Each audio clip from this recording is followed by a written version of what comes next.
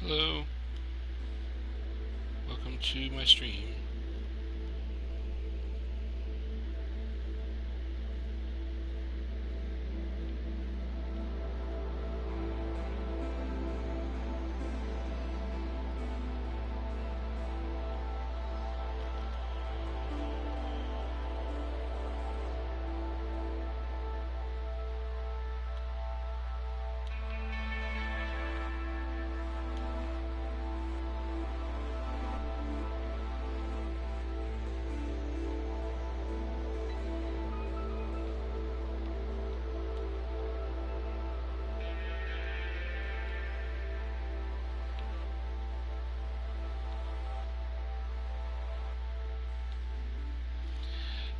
I don't know, my game crashes a lot whenever I try to go back to my home base. I don't know why it does that. It only does that when I'm streaming. Something about the streaming mixed with going back to my home base, it crashes a lot.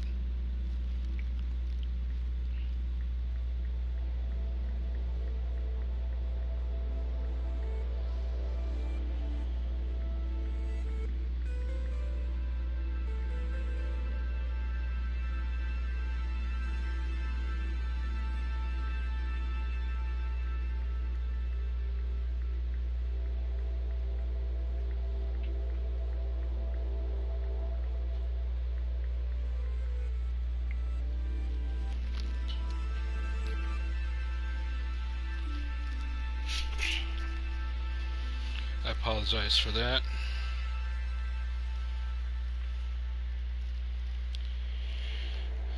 So anyways, this is what I was going to show you, Terrence.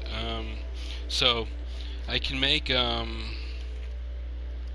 insulating gel, which is 44,000, like you said, and then the lubricant they nerfed down to 20,000 thereabouts. I can also make explosives for 37,000, which is pretty good. I also can make the glass, which is another 20,000. So the only thing I don't really use to make anything with is the condensium, because the only thing the condensium really makes is the non-ferrous plates, which don't sell for a whole lot. Even if you put it into the circuit board, it's still not that much.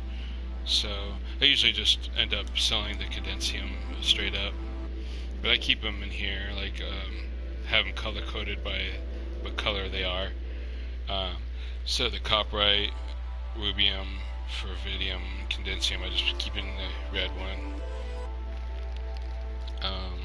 Rigogen, corizagon, cytomagen, and armadium I keep in the blue. Antrium, spandonium, tamarium, and viridium I keep in the green. And then I put calcium and pynium in here, as well as the mordite, if I get it.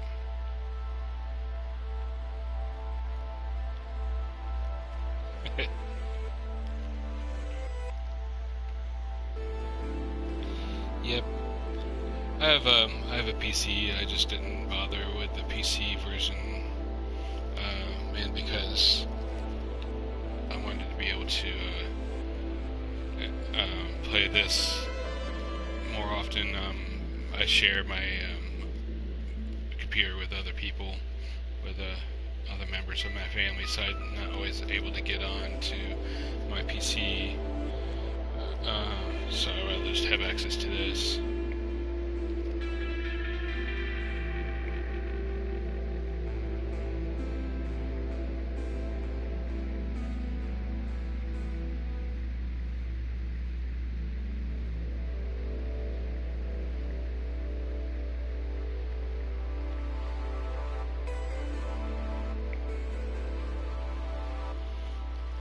If I play on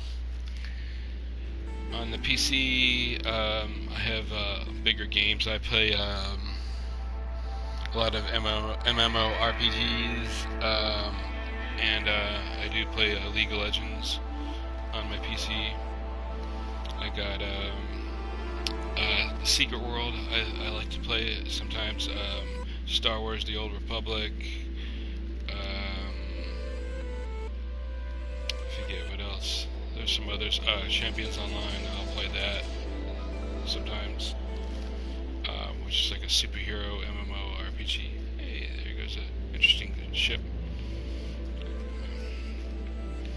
Yeah, my ship is so big that when I when I go to my home planet, it like does this, which might be why it's crashing, because it's like so big. It's like, kind of inside, partially in my base. It's kind of crazy, but yeah. See, like I got like a ton of iridium. There's a lot of these on my home planet, and then I also have a lot of iridium, or emerald, I'm sorry. So a lot of this on my planet as well. So if I ever need that, I can always get it.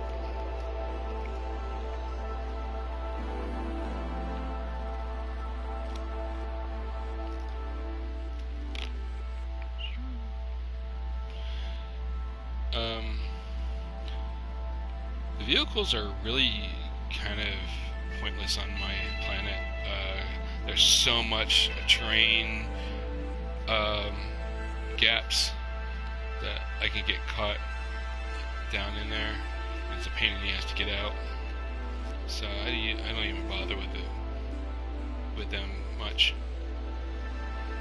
It's not really worth it to me to mess with the vehicles. They need to kind of fix them. They're not really, they don't function the way I would prefer.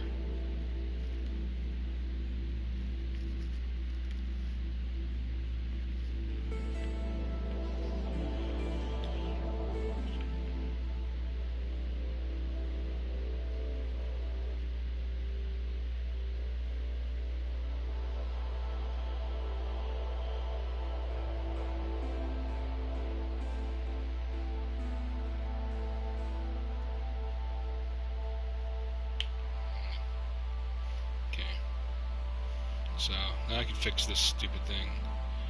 Oh, I need the platinum. I forgot I put that away. That's just over here. I'll get the platinum.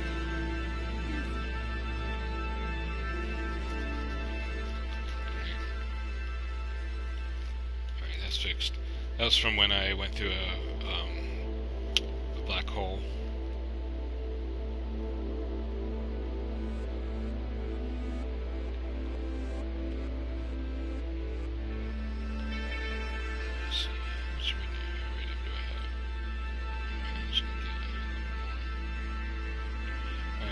I'm just getting enough to make 250 iridium, because that's all you need really to you don't need it anymore, to make warp cells, because I'm out of warp cells right now.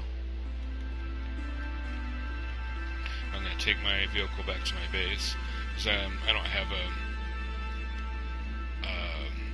a station really built for them right now, because for whatever reason it takes up build space or something. I don't know what the deal is. I don't know. I just got rid of them. I didn't really have any purpose for them. I mean, if somebody wants to come and steal my vehicles, I guess they could. See, that's what I'm talking about.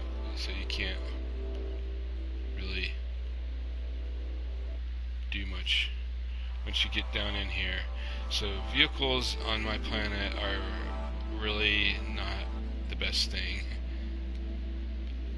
It's okay if you have a lot of open terrain where you can traverse a long distance, but I have so many crater gaps and stuff on this planet. It's really not worth having on this planet. It's not really worth having the vehicles. They're useful though for what they're supposed to be for. I didn't bother building a racetrack. I mean, it was really okay. Guess I'll just put some there. Anyways.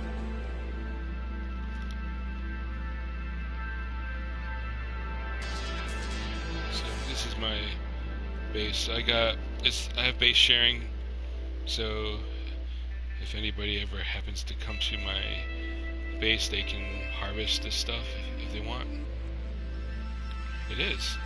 I really like how this planet I found. It's a really pretty planet.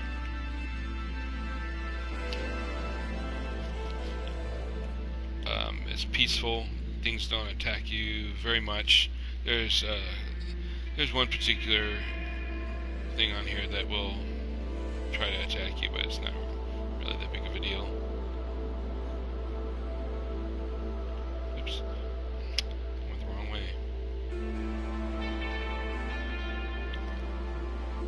But yeah, I got a player terrarium and albumin pearls here. Bed and an observation booth and work desk, just decor stuff. And I got all the, see, this is my ship jutting into my base, so a little bit of a glitch there. They should change it where whenever you go teleport back to your base, your ship should be on the landing pad. If you have a landing pad, that would be useful. Otherwise, you have to construct your base in a very specific way so that doesn't happen.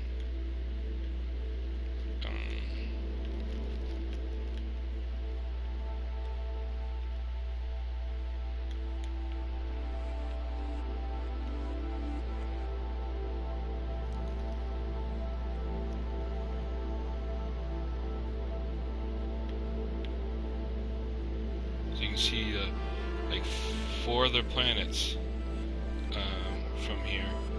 There's one behind that little cloud, but there's like 1, 2, 3, 4, and then there's another one. I don't think you can see it from here, but there's 6 planets in this cluster altogether.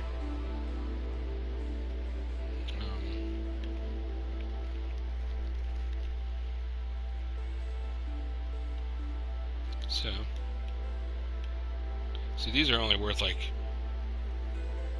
1,000. Sensor fluid is really not worth that much here. So I'm going to build a bunch of warp cells and refill my warp engine. Oops.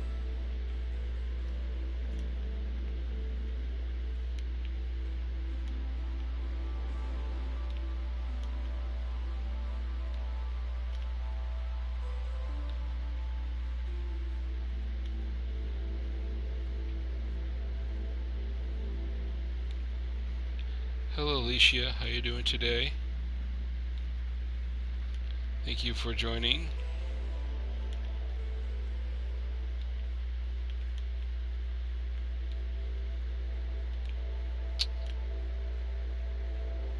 I am in the midst of a couple of different things. I'm saving up for a freighter. I think the freighter I want, I think it's like something like 36 million, I think. I'm doing mine through my PlayStation. There's an option to do a live stream. You have to basically connect your PlayStation though to like a streaming system. Like so I have a YouTube set up. I also have Twitch if I want to do it through Twitch. But yeah, you have to create a YouTube account or a Twitch account and stream that through that. And you can directly link your PlayStation to one of those streaming devices or streaming systems, however you want to say it.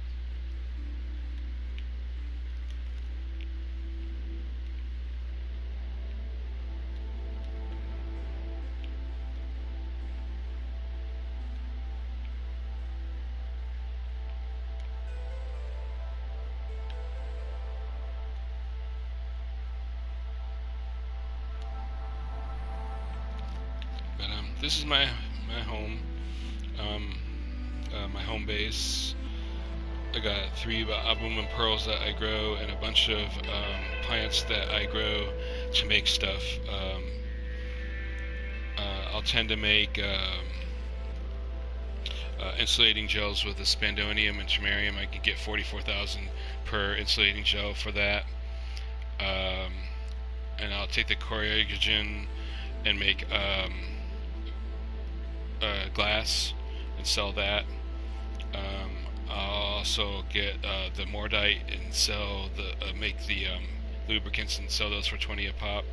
And then with the corporite and the fervidium, I'll sell these explosives for 37 a piece. So I can make about 4 to 6 million with all that. Well, good luck. It's I'm still learning. I just recently started myself, and I don't really know too much about it personally. So I'm new to this as well. But if you start one, I'll come and watch you sometime. I don't mind doing that, especially if you came and watched me for a while. I think that's only fair.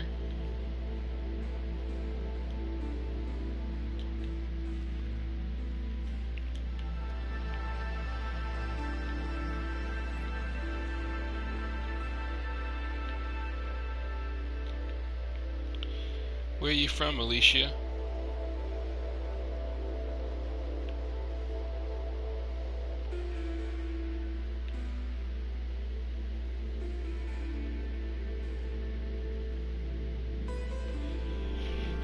Sure, that'd be fine.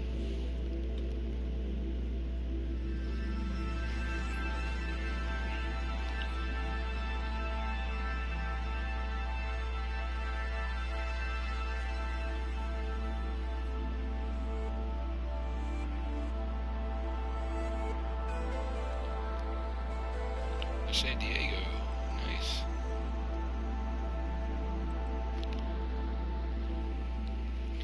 I'm gonna look you up real quick, Alicia. Hold on just a sec.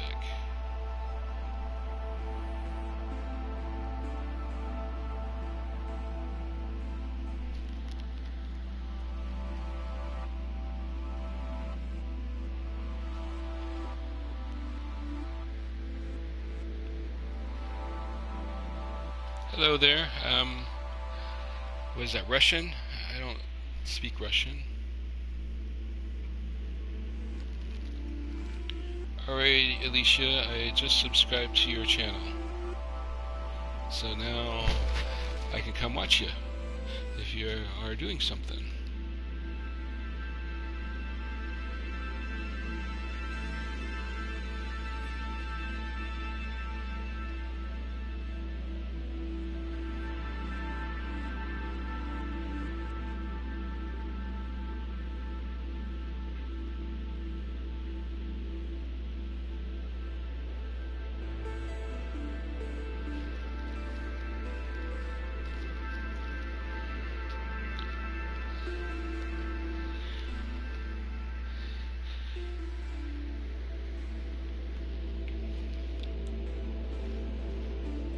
You're more than welcome.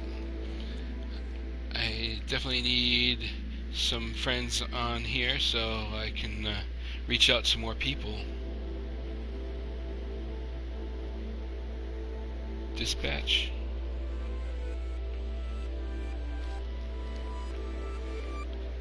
Yeah, I don't speak Russian. Is that Russian he's speaking?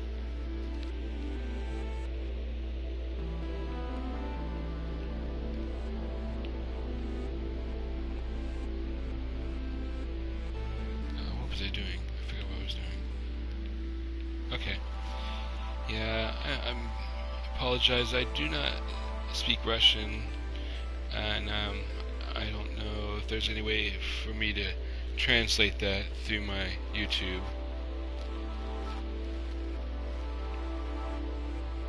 I only speak English. I'm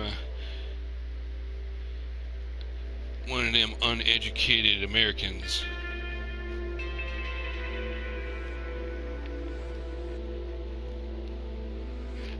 Although I would like to learn how to speak German and Russian and Chinese, but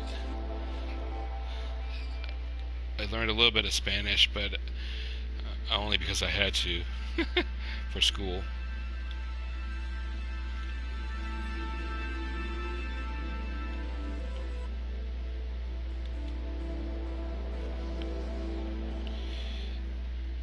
Do you play No Man's Sky, Alicia?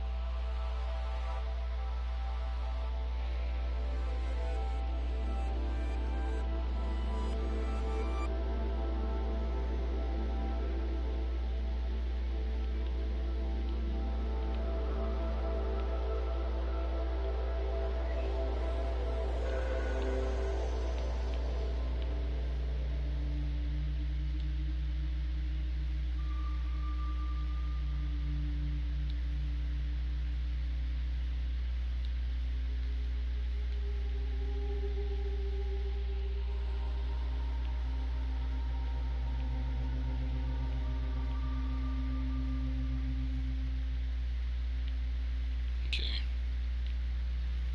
Cool.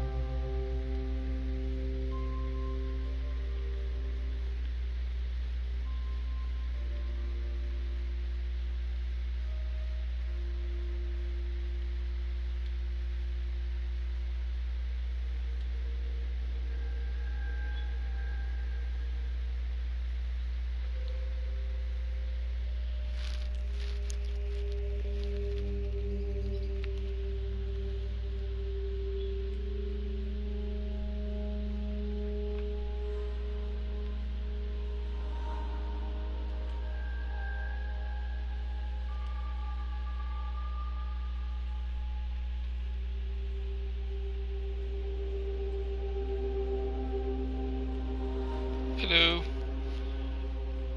Welcome back, Terrence. I thought you left. Where am I? Nope, I don't want that.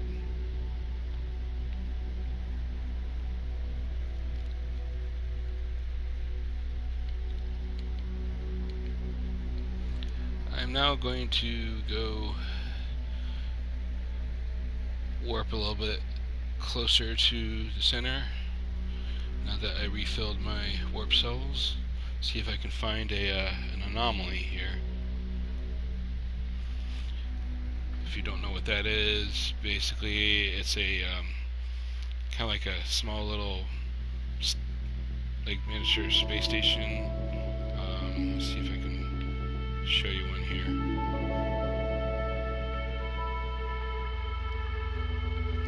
So this is a space anomaly, and you can get weapons from here, or you can get you can go on to get a shortcut to a black hole, or you can get onto the Atlas path, which I'm not doing right now. Okay, cool. Yeah, I need to do that. Need to eat, but I'm streaming. Streaming is more important. Alright, let's see.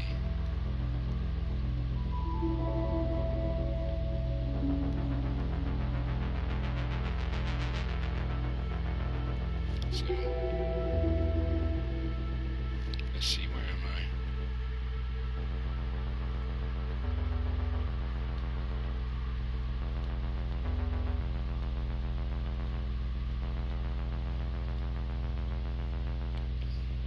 I think I'm, come on. Alright, let's see. So, am I here? Where am I?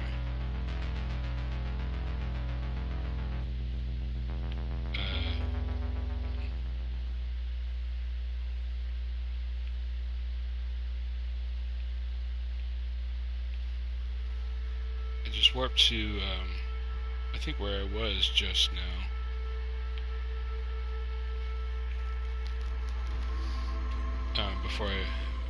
Where I was before I was at my base.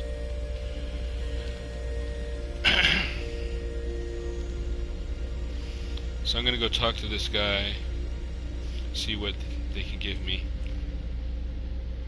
These places are usually pretty useful.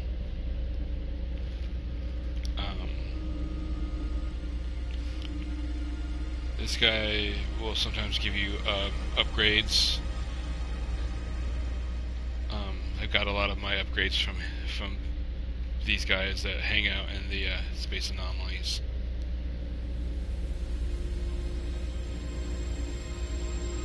Okay, so I'd have to get zoology level 10 or above. I have not really been doing that in this game. I haven't been scanning creatures too much, but what that is in order to get the zoology, you have to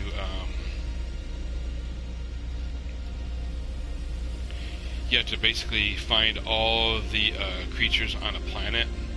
So I'm only like level 2. It wants me to be a level 10 or better, so I'd have to go to 10 different planets and find all the creatures on all those planets in order to meet the requirement for zoology. I just haven't really been doing that because it's hard to do. It takes a long time on certain planets to find all the creatures. Some are easier than others, but yeah, I haven't really been doing that. I doubt if I'll do that. You like polo? I never played polo. See, this is another Class C rifle. I already have a Class C rifle. And this is only 3 slots bigger, so I really don't care about getting that weapon. If it was a higher class, maybe. I haven't found any higher class weapons than C. I'm gonna find a shortcut to the center so I can get a black hole and go do that. I'm gonna go in a black hole. Hopefully get to closer to the center of the galaxy.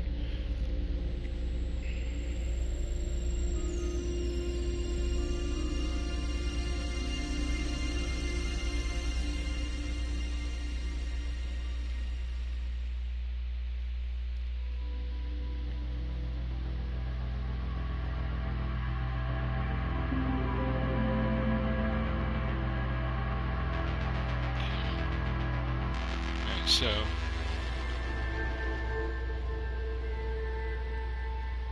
it's going to show me where the black hole is. It's pretty close by.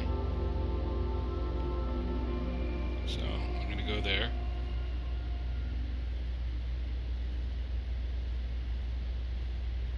Oh, I didn't even see that. I don't really pay too much attention to what the aliens say.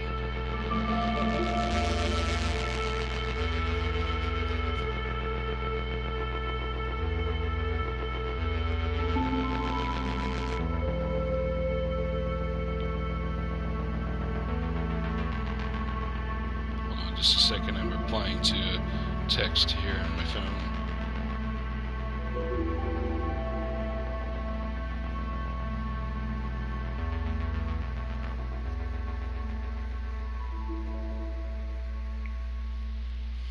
I'm gonna go in this thing, see where it takes me.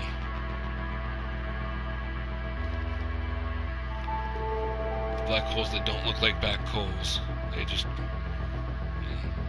I think they should change the name to wormhole, because a black hole would not really work that way.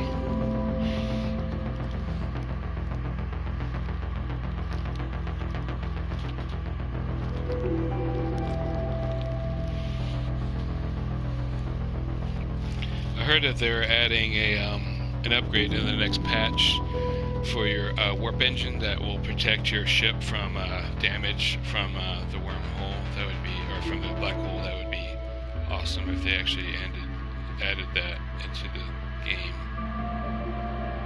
Let's see. Traveled 800,000 light years. That's interesting, and that's not bad.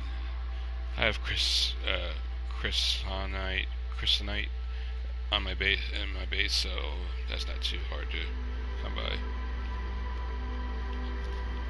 Alright. Well, that was fun. Alright, let's see where I am.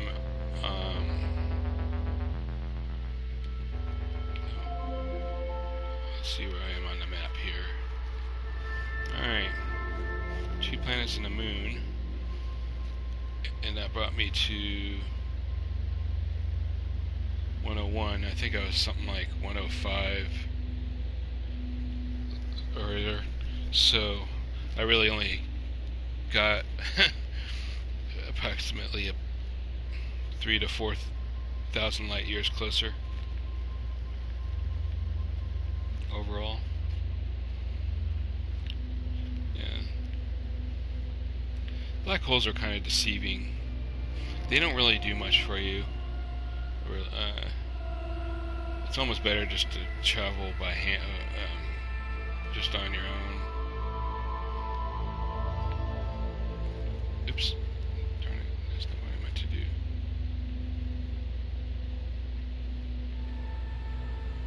Right, that's as far as that goes.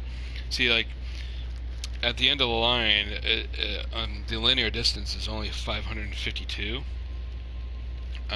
But I can travel close to, like, just under 1,700.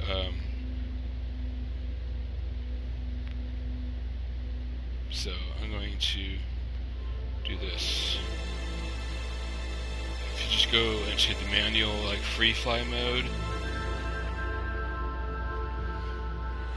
I can actually find a place a little bit closer. So that's a little bit too far. So I like 1,600. Okay, so I can go here, and with 5 warp cells, I can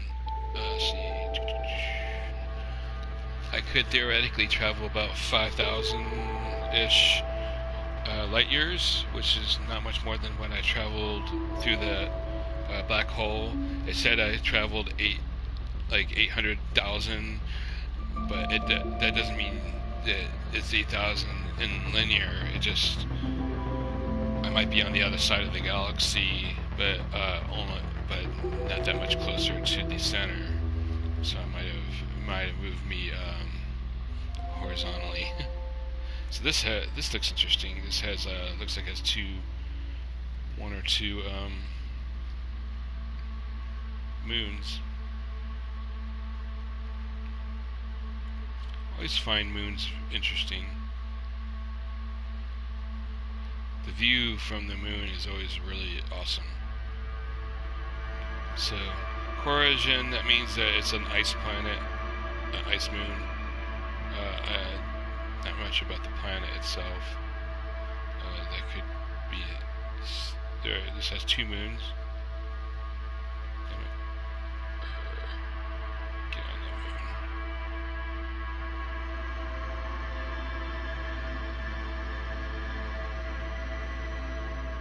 There we go. Okay. Well, not much on that moon. I'm going to go to the moon there. I guess. I'm gonna go to that moon first. Because I know that the Corrosion usually means that it's an ice planet.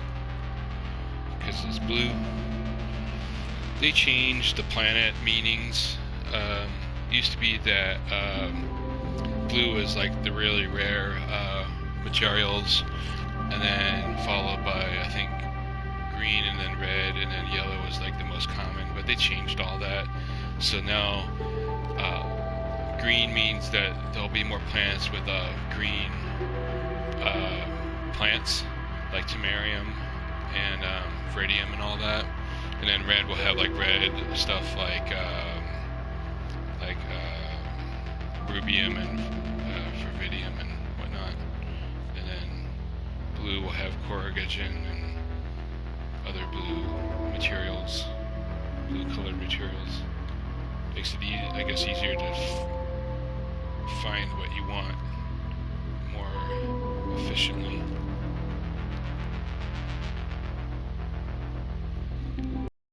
So, welcome to my chat live stream. I'm heading toward the small moon, just to see what's on it. Really, it doesn't really give me a whole lot of information.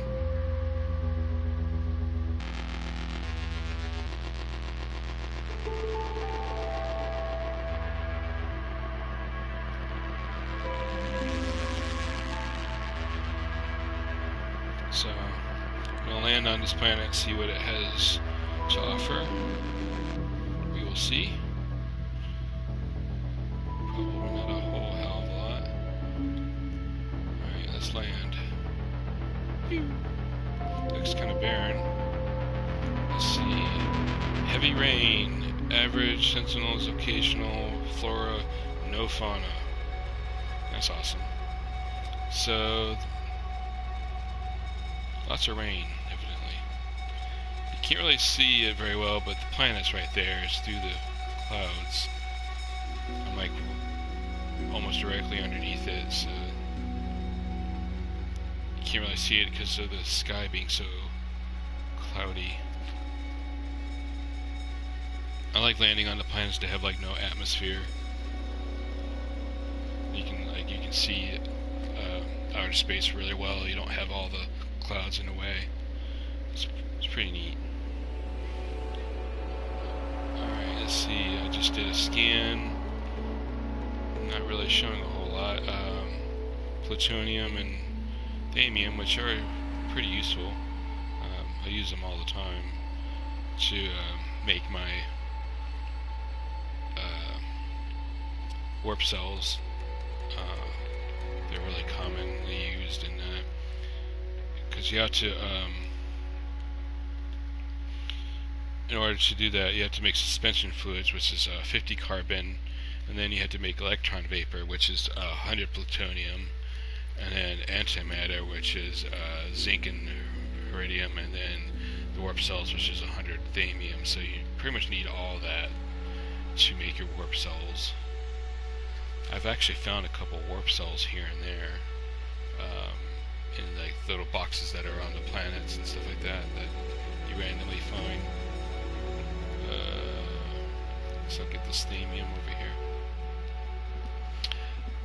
A good tip is if you want like a lot of thamium and plutonium, a good place to go are red systems, uh, like where the on the galaxy map where the stars are red. Typically, they're pretty abundant on those types of planets, but they're usually on every planet, so it just depends on what you want to do. I know that rubium sells for a crap ton of money.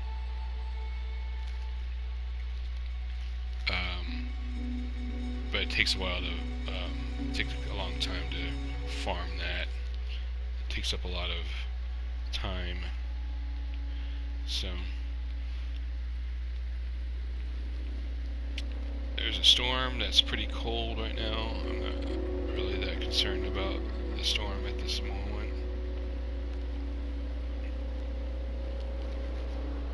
I can always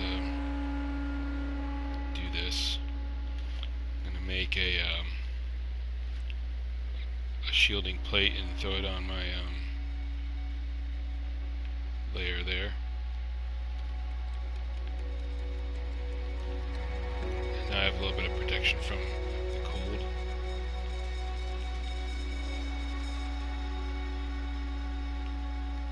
There we go. That's what I'm looking for. Build up my thamium again. A lot of this game is just like collecting stuff and then like filling up your resources and then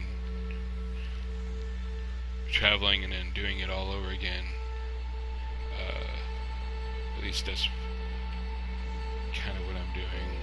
A little bit of both. I like to travel a little bit and then go make some money. Here's some chrysanthemite, which is good. You have to have an advanced mining laser for your gun in order to mine some of this stuff. Like titanium, you need it. Chrysanthemite, you need it. Chrysanite. I don't know how to pronounce that. But I needed that, so I can fix this. So now that's fixed.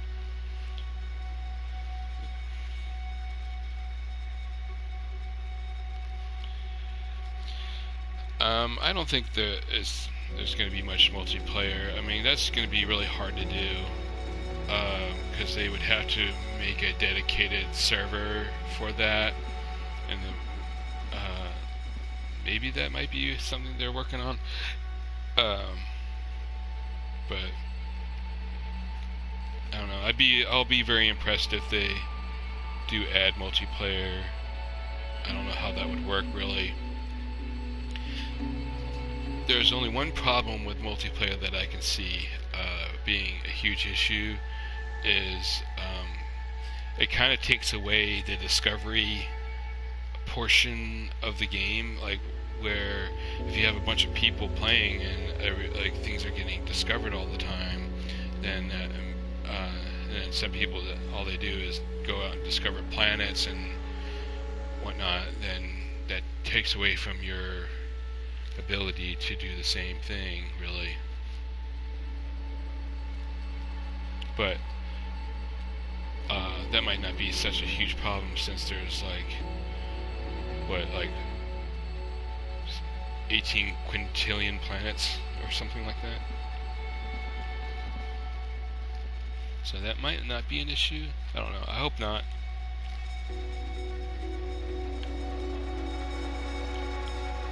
But if they do add multiplayer like that, and then you get the game, then I'll come hang out with you or whatever if you would like.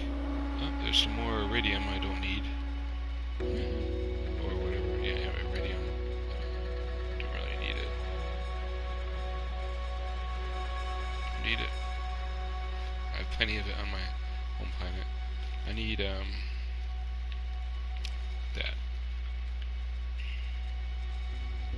Get some plutonium. So when it storms again, I can fill up my thing here. I'm gonna get some more plutonium. I farm plutonium and thamium a lot because I use that the most. Those are the things I use the most often to fill up my warp cells to craft my warp cells and carbon. So I usually keep a fairly large amount of those on hand, as you can see from my inventory here. I tend to fill up my plutonium, thamium, carbon, iron, zinc. All those I use on a very consistent basis. Yeah, that would be good if they made a thing for private lobbies, and you can I don't know how that would work.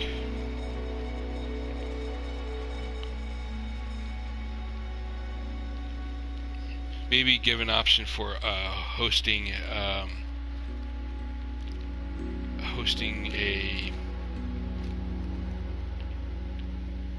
a lobby on a server, so that only you and the people that you invite to that lobby can explore and discover things. That might be something. I don't know how they would implement that, but that could be a fix for sure if they figured out how to do it.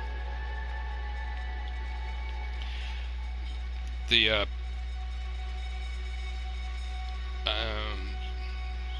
YouTube videos and stuff that I've been, and the articles I've been reading about No Man's Sky, there's talk about an update to the combat system, so maybe that might be something we might see. They said there was a hint on the Pathfinders,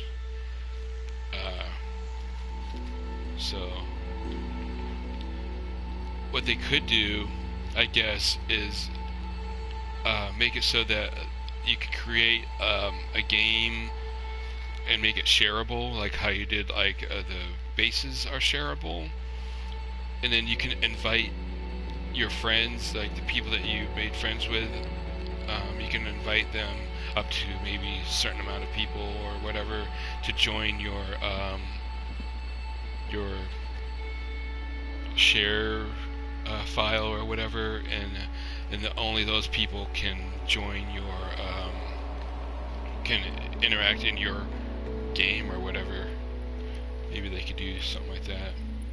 So like if you friended me or something like that, I could invite you to my game lobby or whatever, and if I'm hosting that game lobby, you can come join my game lobby and interact with my discoveries and what I've done in my game, and we can interact and do stuff together or whatever. Oh crap, I'm gonna take damage here. Ow. Okay.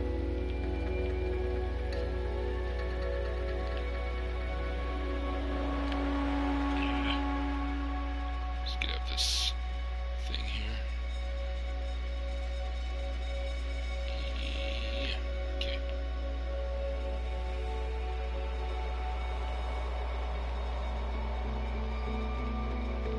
Is there no iridium on this planet?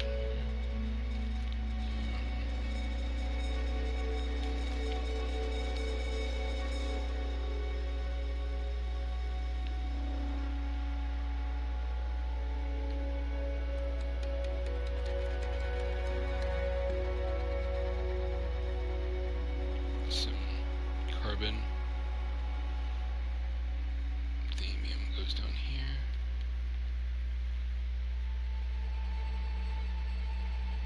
Some more iron.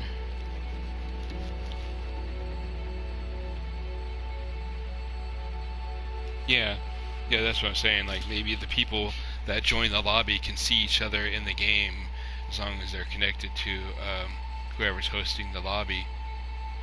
Yep, that would be sweet. Somebody said that there was I guess like a 3D created model for what your character looks like. So maybe there'll be that's a base for that. It'd be cool if you could sort of customize. Wish you could customize your ship, like how it looks. Like even if it's something as simple as change the color. I don't mind my yellow tank thing here, but it'd be cool if I could change the color of my ship, like you could change the color on your um,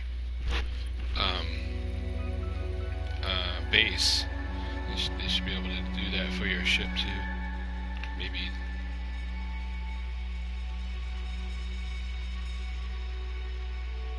Hold on just a second. Responding to a text.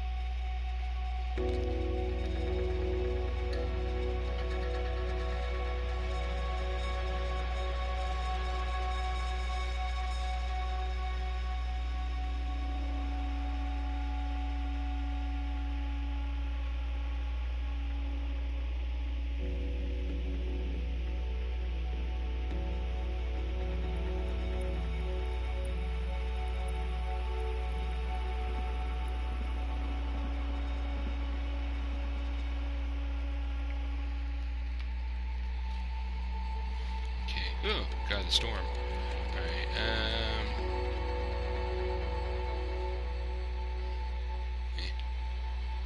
I think I'm just gonna go to another planet or something. Get my ship here. Take off. Alright. I can go see what's on this planet that I was right next to.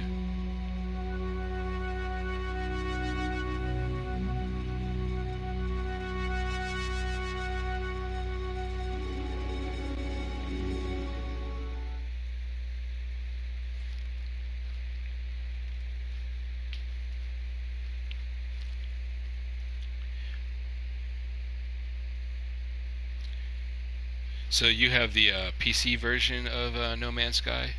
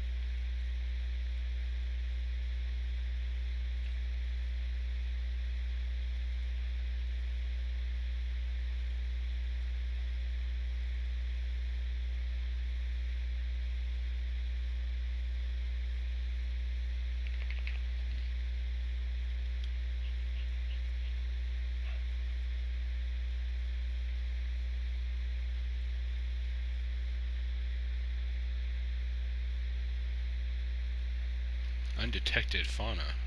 Huh. It's the first time I've seen that. There's a whole lot of nothing on this planet. No music. What the hell? I think that's one of the moons, if I'm not mistaken. There's a moon on the other side of this planet somewhere. Oh, there's like nothing on here. There's no sound on this planet. It's like deadly quiet. Hello. Welcome to my live stream. Thank you for joining.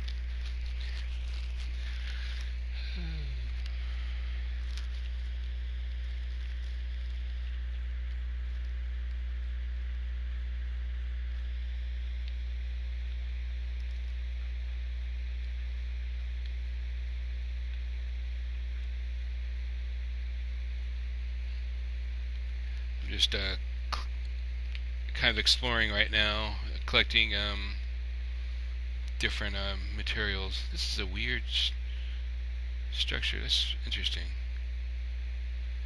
I do have a dog. I have two dogs, actually. I have a little Dachshund, which is a German dog. And he barks at pretty much everything. I also have a terrier mix. he's pretty old.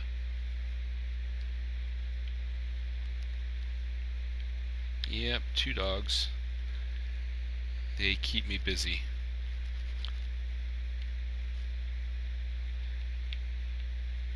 This is a really interesting structure. Look at y'all seeing this?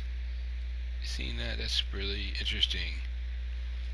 How it was constructed like that. It's like looks like a giant shell or something.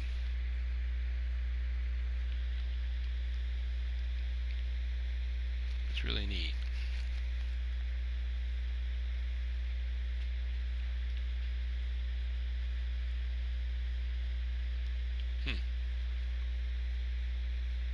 I need to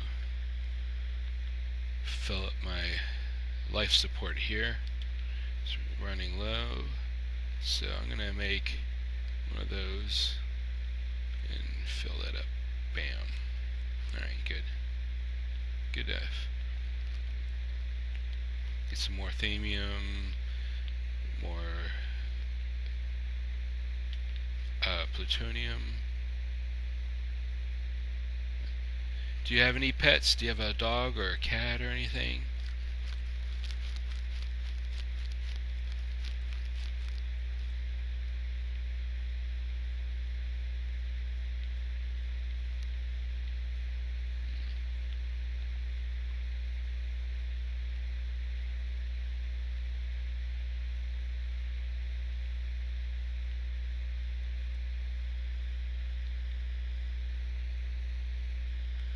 Yep.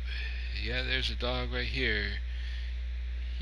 That's the old dog. He pants a lot because he is old and he gets overheated easily.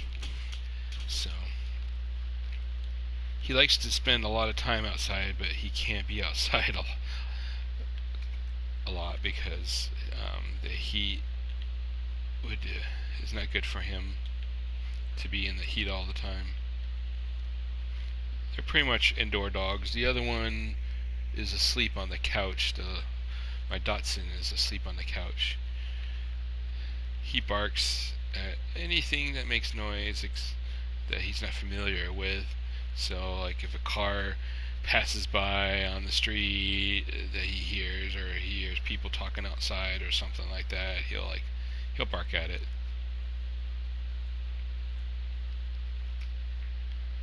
He is not too smart. That's okay though. I'm married and have a 18-year-old stepson and then a 19-year-old stepdaughter. But I'm the only one home right now. They're off doing other things at the moment. That's who I was texting, actually. I was texting my wife.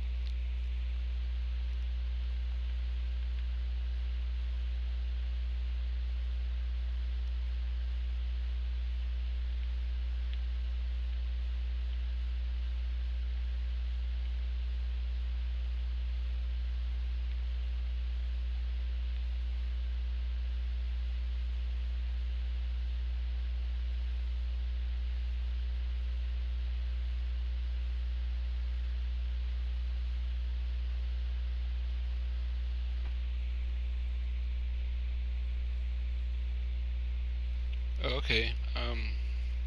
Sorry, I didn't even.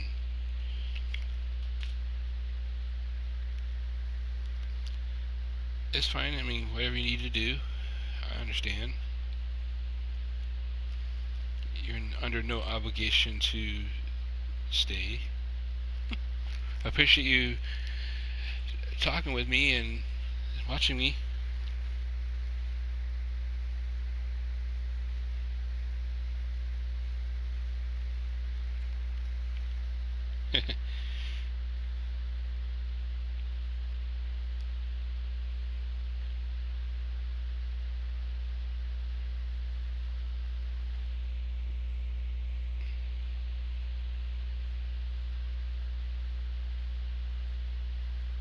Is that something on my end, or is that your am I just streaming too slow?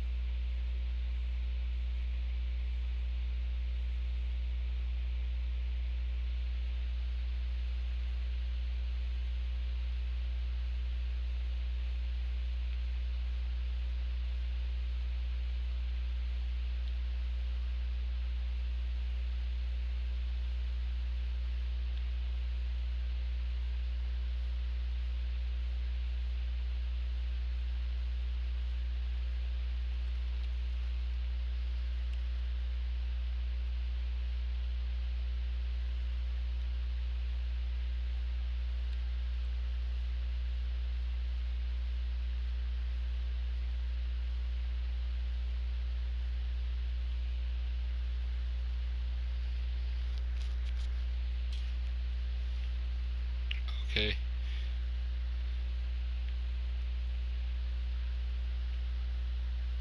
Well, if you have to leave, I understand that's not a huge problem.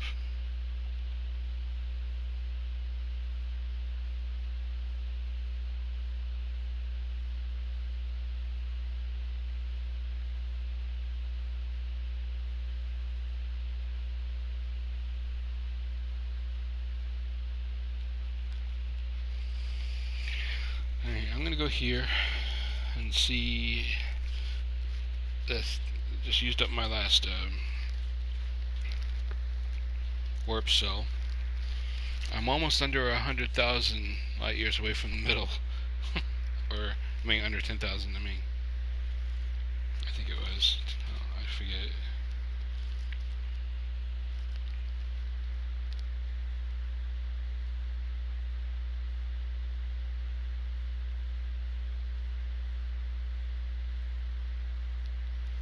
So I am. Yeah, I'm just at 100,000 light years distance from the center.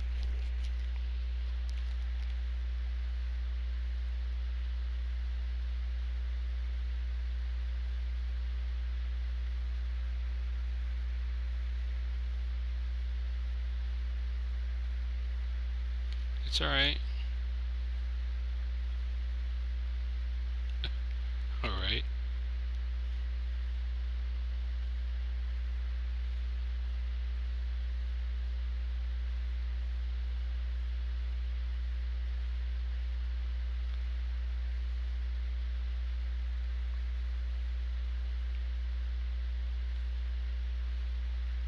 Friend sounds good.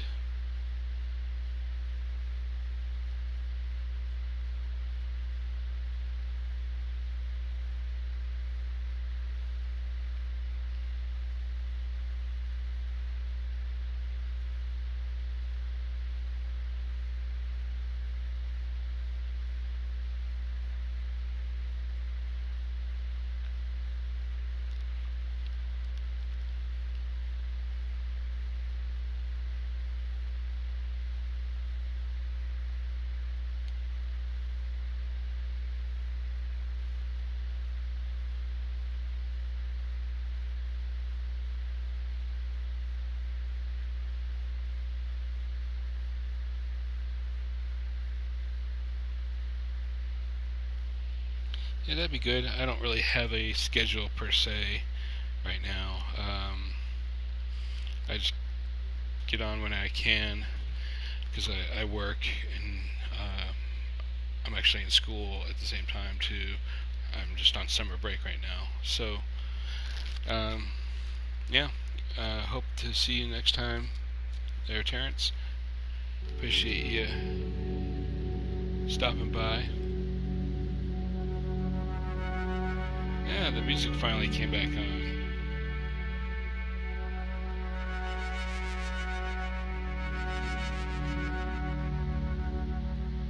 Let's see what this is here. Some crazy resource depot.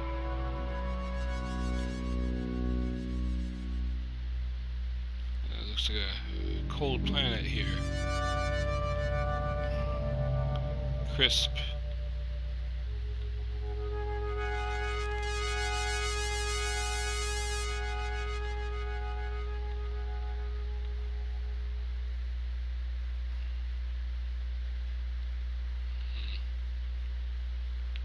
Oh, it's nickel.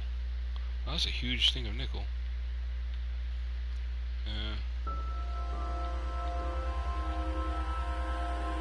Not sure if I really need nickel, but I can make one of these silly things, put on it, but they'll serve no purpose since I doubt I'll come back to this planet.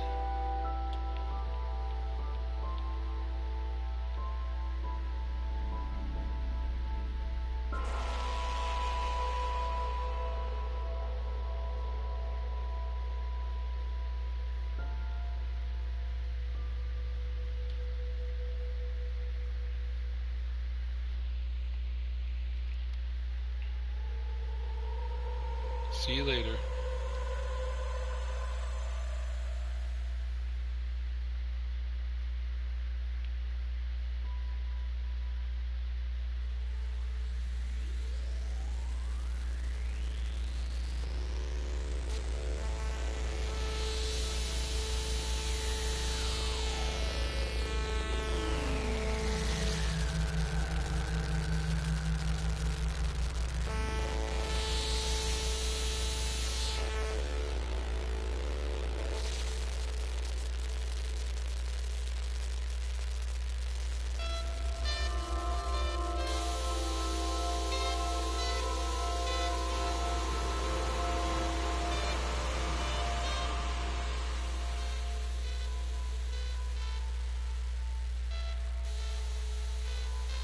Hello, welcome to my live stream. Thank you for joining in. I'm just checking out this planets and doing a little bit of exploring at the moment. I'll be heading back to my home base pretty soon. Collecting some nanite clusters along the way. Trying to save up some money for a freighter. Those are expensive. I think the one that I'm trying to save up for is something like 56 million or 36 million. I can't remember which, but it's one of them.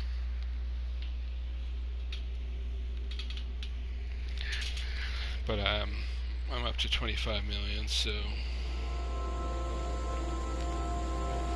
getting there. Takes a while. I'm not sure what I'm looking for on this planet. Just stuff, I guess. Go get this nanite cluster, I guess. Nobody's watching.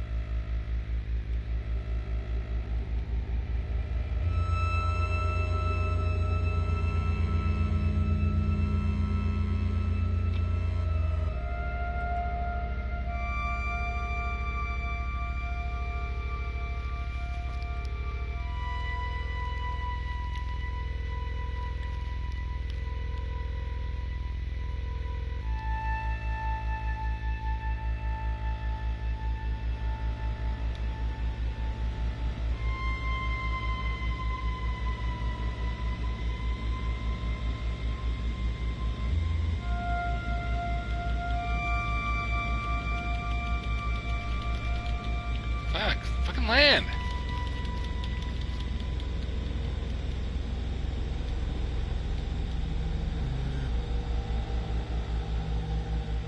What is wrong with this fucking game?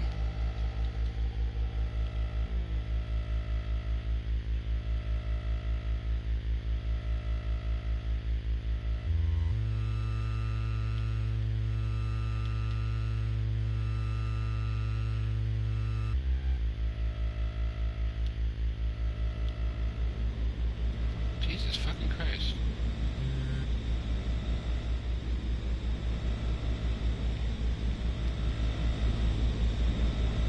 That was a pain in the ass.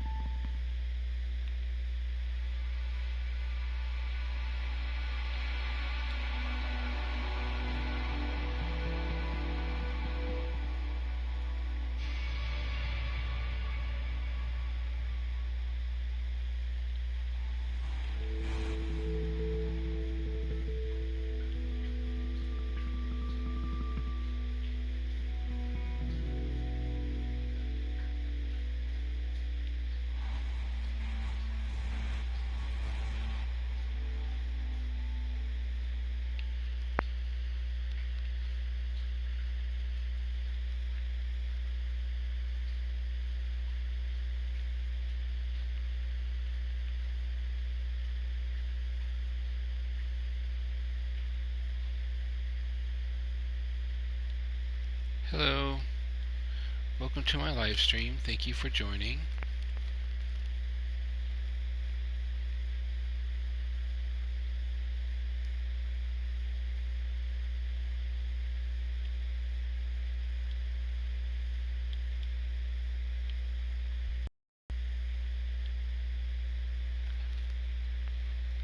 I am just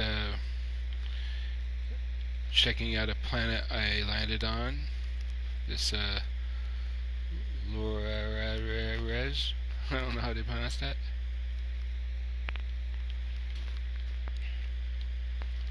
A lot of little tiny creatures on this planet. I've already discovered, uploaded a few of them.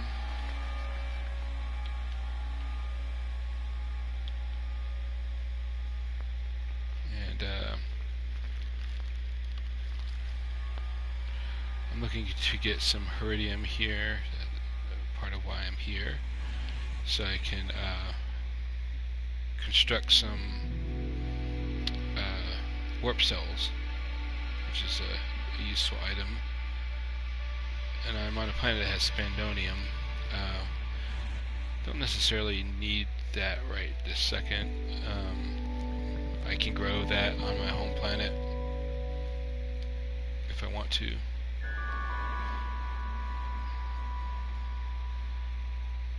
But I'm not looking to go back right at this second. I'll get about 250 iridium here. And that should be enough to make what I need. So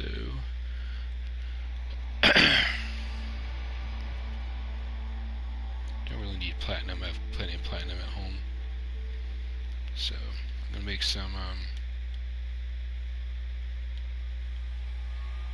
antimatter warp cell, fill this up, do that a few times here.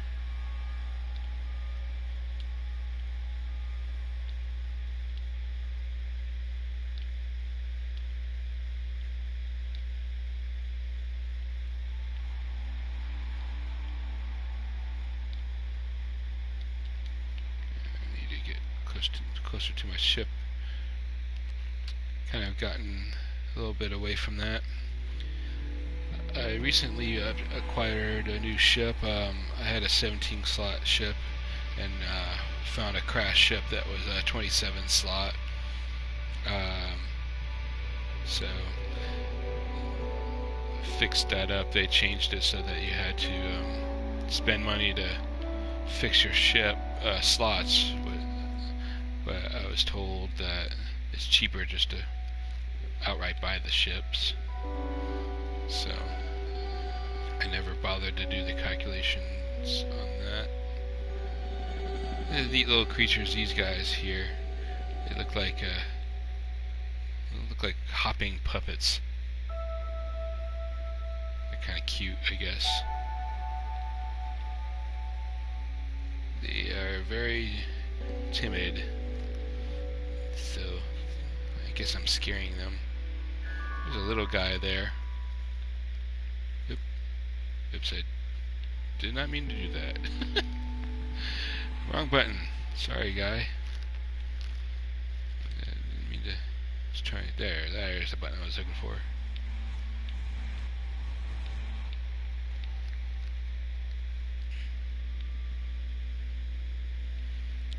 So I'm going to grab this electron vapor real quick.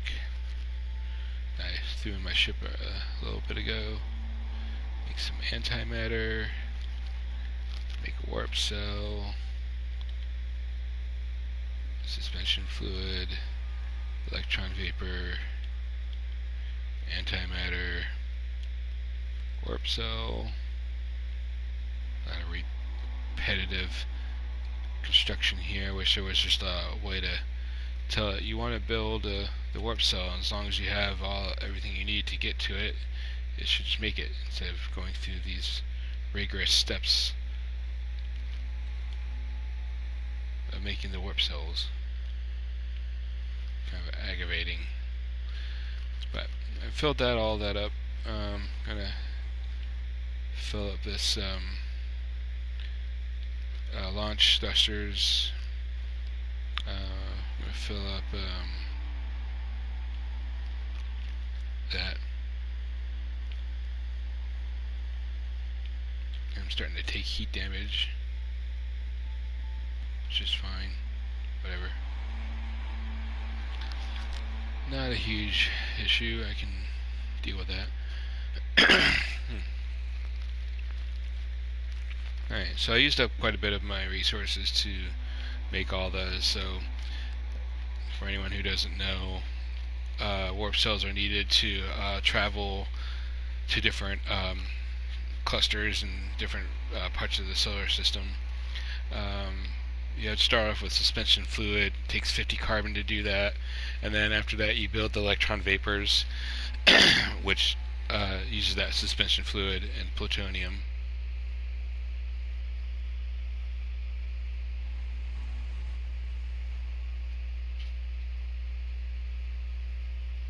What's that?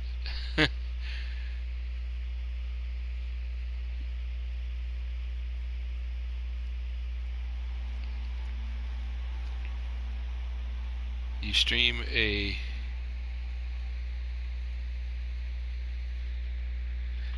Yeah, I mean, I have today off, so I just decided to dedicate the day to streaming.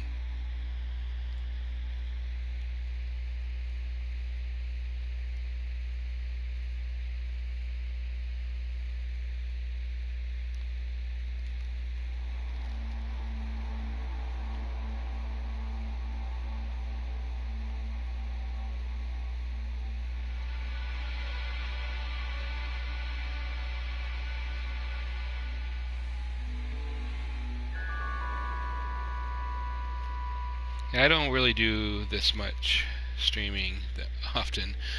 I usually don't have the time, but I didn't have to work today, and I didn't have any other obligations, so I decided to do some streaming. I'm hoping to do more if I can in the future. But that's why I'm live streaming instead of doing a recorded streaming, just because I am spending such a long time with it. So I'm going to do some more warping, because that's the thing to do.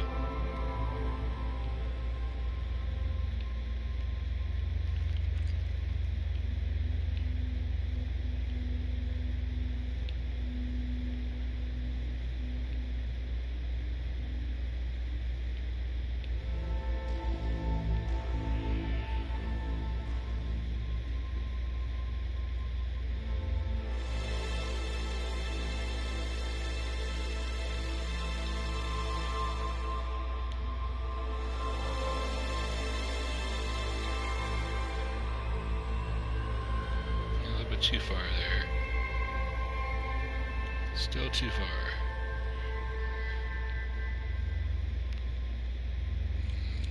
Getting there. Let's see. Find a closer star system here. Oh, still.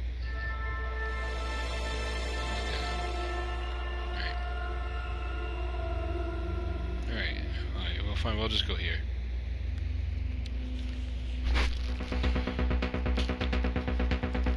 I found that going through the black holes doesn't seem to really take you too far when it tells you how far you traveled. Last time it said I traveled 800,000 light years, but when I rechecked the map I was really only 5,000 light years closer to the center than I was before, so it could theoretically just take you to another portion of this galaxy, but not necessarily that much closer to the center. So yeah, so that's the thing. But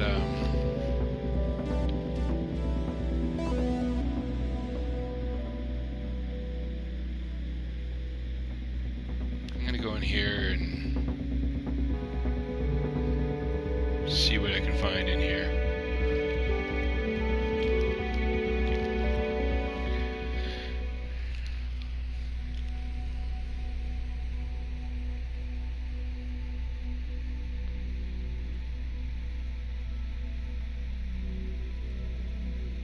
It's kind of cool. You can see like the bottom of the planet there with the light reflecting off of the atmosphere there. It's kind of neat. Some space stations are like more trafficked than others. Usually you can tell if there's like a constant flow of ships coming in, and you can trade with them if you want, or you can trade with the galactic trade terminal here. I don't really have anything that I'm really wanting to trade right now. I use well, maybe the chromium I could trade. I'm not going to use that for anything really. So I'm going to go to my ship inventory and sell that. 35,000, that's pretty good. I can make those, I think. Let's see. I think I can make those. What was it? No. Must be that. Okay. Yeah, I could make those, I guess, with iridium and chrysonite. Sell those for 35. That's pretty good, actually. I can make these if I had, because I have some copper, Aronium. Aronium is pretty easy to make, pretty common materials. And make the granite. I can make chromium if I want. These I could make if I wanted to, but they only give you 30. These are pretty good, but they are hard to make if you don't have constant gold. I don't have gold on my planet, but there's plenty of planets that do have gold, so you have to make Herox, which is platinum and zinc. These aren't really worth that much. 300 thamium and platinum per one of those is pretty expensive, considering I use thamium and plutonium and carbon consistently to make my warp cells. So at my home base, I tend to just make the insulating gels, glass, the explosives, and lubricants. And those can bring in some pretty good money. Let's see what this guy has for me to, if I can. I bought some stuff earlier, so I don't have that many nanites right now. I'm gonna see what he has though.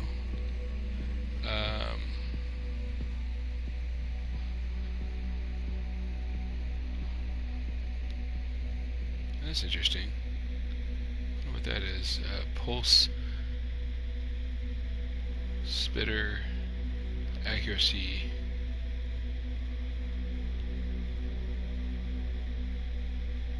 That's weird.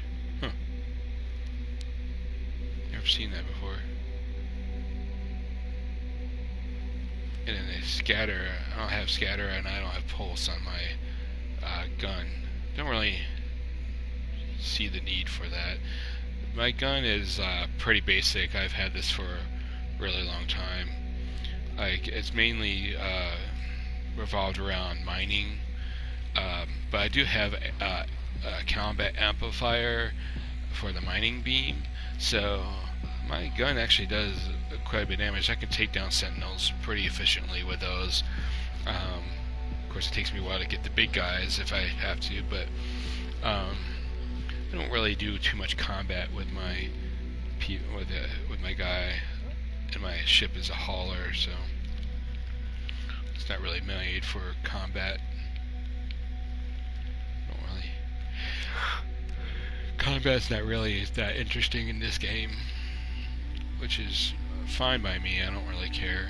If I wanted to play a combat game, I would go play like Star Wars Battlefront or something.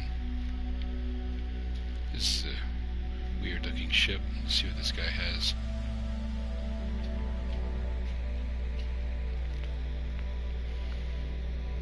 I don't have hardly any words for the what is it, Zorak? I forget the name of it. Let's see what this guy has. I need a dimensional matrix, but I have not found anybody that has one yet.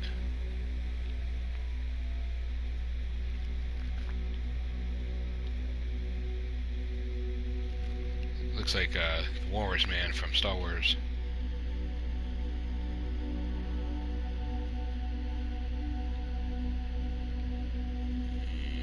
Whole lot of nothing.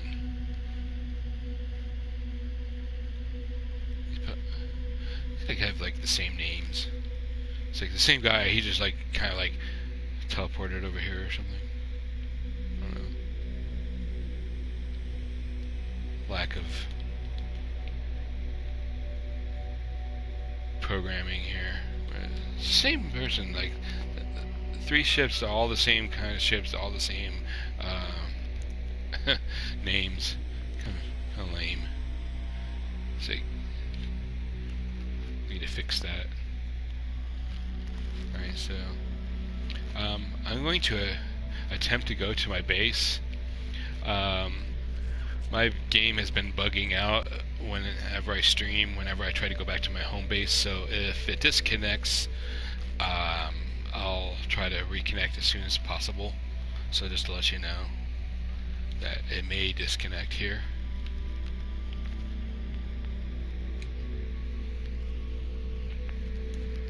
But I will be back on if it does disconnect from the stream.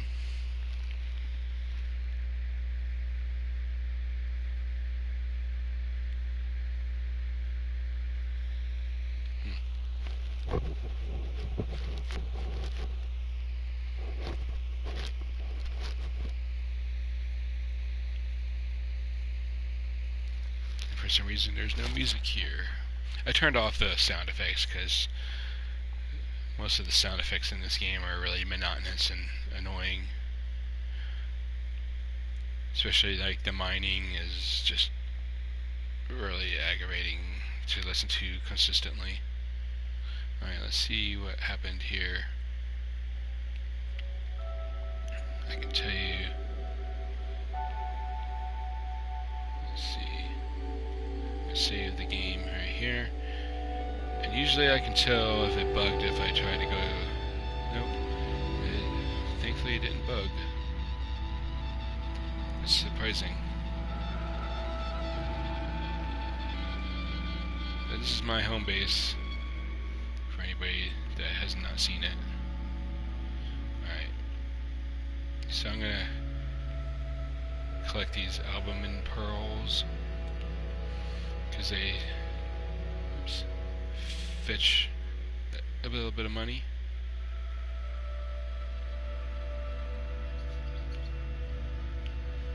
So connect to this terminal here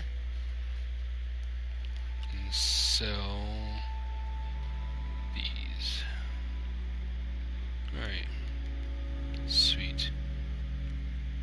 See, my ship is so big that it overlaps into my base. It's stupid. That's a thing that they need to fix as well.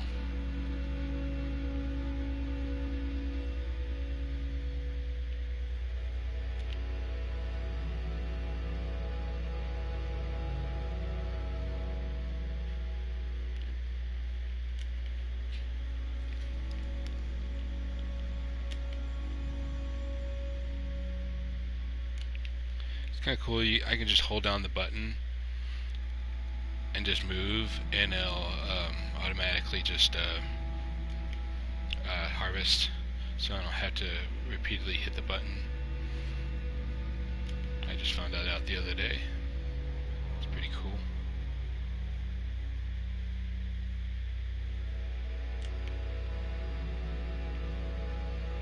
Right. All but the Condensium, which was these yellow ones. I use those to make other items because they sell the items that they make that they're used for are worth more than just selling the raw materials. But there's nothing that I can make with the Condensium that is really worth making. So I just collect all this stuff and throw it in these color-coded boxes. I apologize to anybody who already knows all this. I can't really tell who is connected until you actually say something to me. It doesn't show up for me who's connected and who's not. I can definitely see when you say something to me. So, let's see, is there anything else I want to do? Oh yeah, I have this stuff, so I'm gonna throw all this in here too.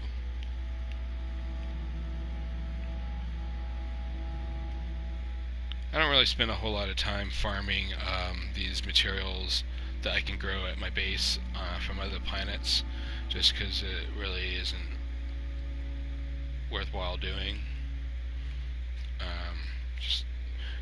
That's just time I could be spending doing something else.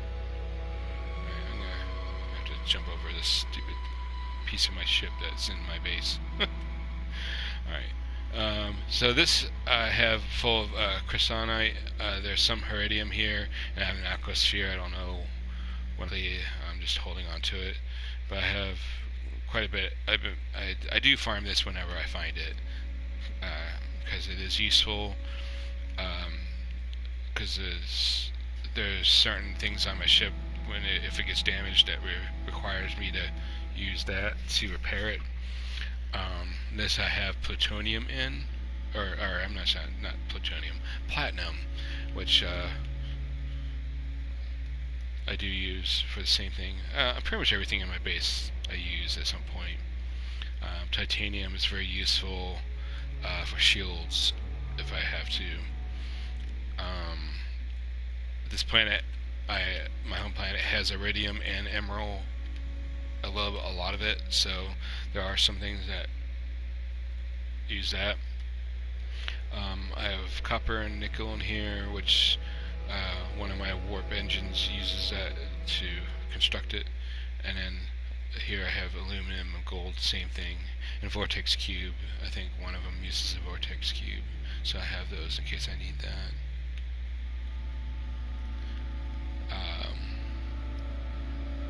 Other than that, I just come back here every so often to do some farming, get some more money. I'm not going to sell anything right this second. When I fill up something to 1,000, I'll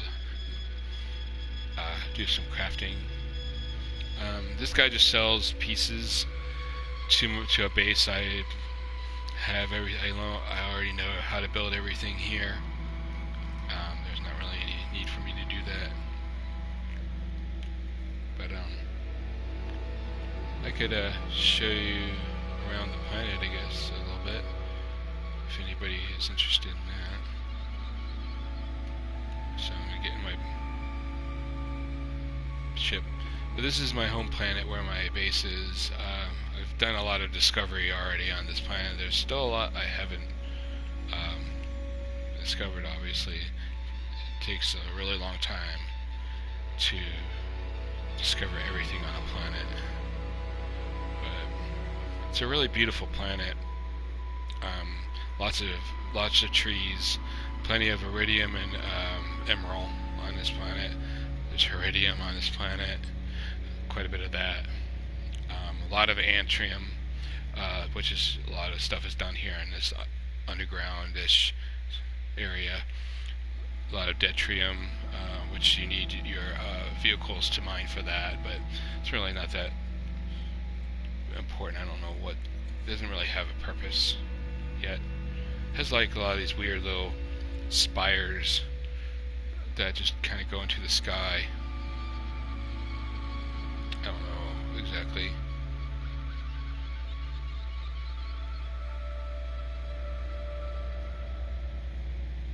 Let's see, there's iridium. I don't really need that here. Most of this stuff, like iridium and emerald and all that, you use to learn different blueprints with. But beyond that, it's mostly used for repairing anything that gets damaged. Here's a place that I've already been to. There is some plutonium on this planet and some thamium, but it's not very common here, unfortunately, because I use it a lot.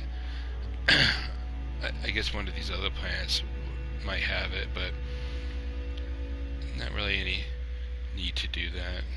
I can just get that on any planet, really. A nice little trick is a red star. We'll typically have a planet that probably will have a lot of plutonium and thamium on it. But I'm going to go ahead and land on this landing pad here. So, but most of the planet is pretty much like what you see here.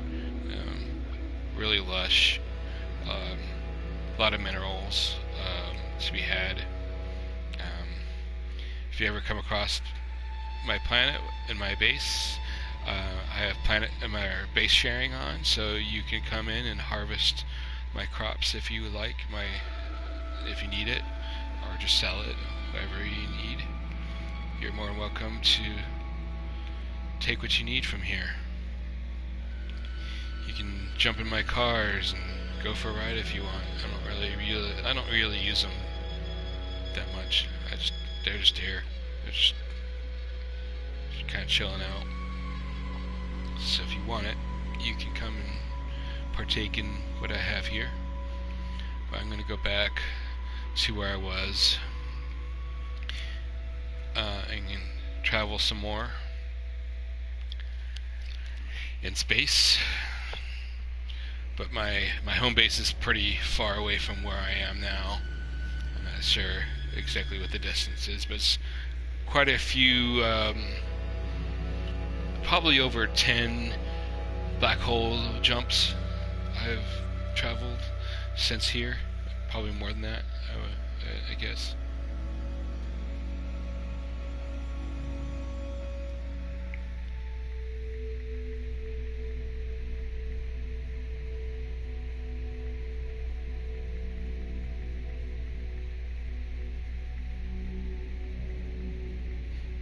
Sorry, just responding to a text on my phone. Hold on just a second.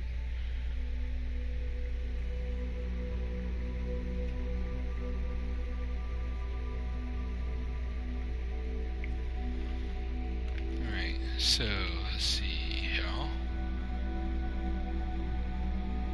Oh yeah. I have the Atlas interesting things behind level 3 doors. There's usually quite a bit of stuff that you can interact with here. I found one place, it was really neat. I went in here and I went to the space stations, and there was like kind of like this wireframe map looking thing of the galaxy that I was in, or the cluster I was visiting, and it showed like planets revolving around the sun, and the moons of those planets revolving around the planets. And I'm kind of hoping that that might be a prelude to mean that they might be looking into making it so that planets revolve around the sun and the moons revolve around planets, because right now they're just stationary. They don't move at all. But I am going to travel to another cluster now. But just to show you where I am now just past the marker of 100,000, so now I'm less than 100,000 light years away from the center of this Euclid galaxy that I'm in. So I'm going. There's the center there that I'm trying to get to at some point. I'm not in a huge hurry to get there, but I do want to get there at some point so I can get to the second galaxy. And just kind of one of my goals. Another one of my goals is to save up for a freighter. I think the one I want is like either 36 or 56, I don't know, million, I mean. But I'm going to travel a little bit closer, because following the path only gets you maybe anywhere from 400 to 600 light years, which is not that much really, considering I can travel about 1600, just over 1600 light years. Oops, shoot, didn't mean to do that. Crap. Sorry about that, hit the wrong button. Let's try that again.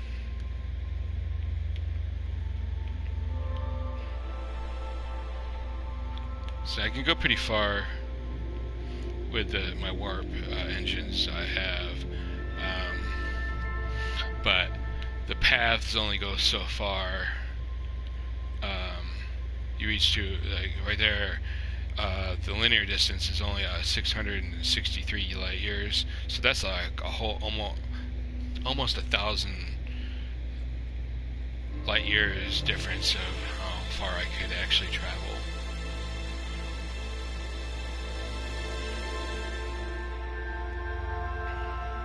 So I'm going to try here. So that seems pretty good. 4 planets, 2 moons. It's a yellow star. That means that there's no real special materials here, which is really not that big of an issue, because most of the materials I can find on planets I can grow at my base now.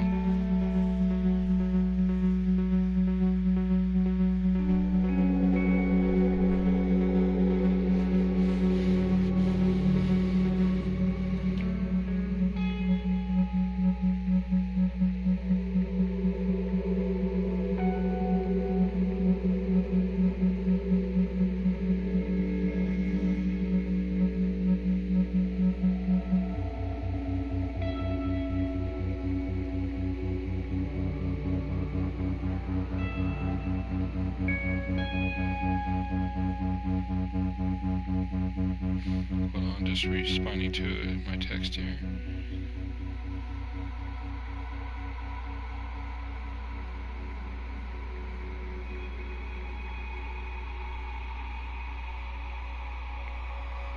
Okay, alrighty.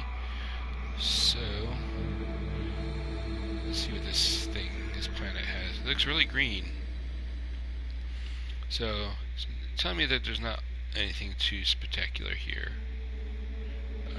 Here's the moon. It has an abandoned building on it. Samarium. That usually means that that the planet is toxic. So maybe like poison rain, poison clouds, something to that effect.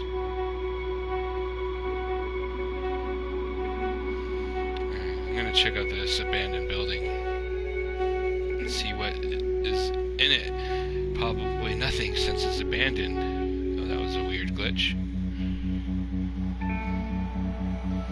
Usually there's something in the building though. Like, even if it's just nanites or something. There's usually something. Looks very green and yellow, which is and you can tell by these mushrooms on the planet itself that more than likely there's like poison in the sky somewhere, or something that's poisonous about this planet, and you can tell by that green.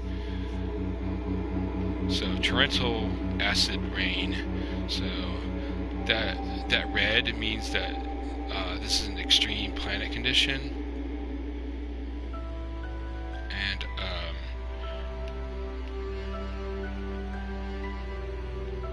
And it tells you right there on the lower left hand side, it says that it's extreme. And there's actually a thing you can get for survival. So I've survived 21 souls. That means like basically 21 days on that particular planet with under extreme conditions.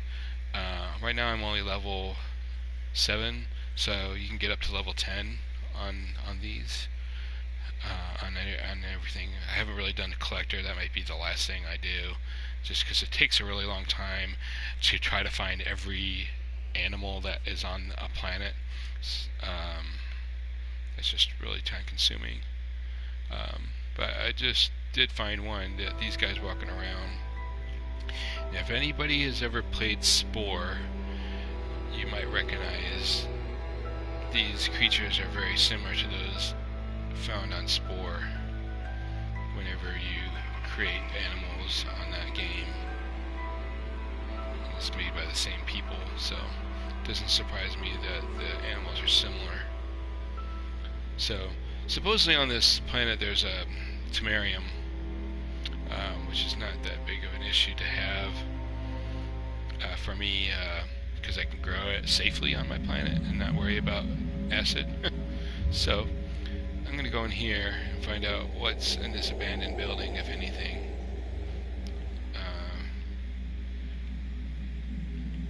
Plus I can get protection from the acid torrential rain.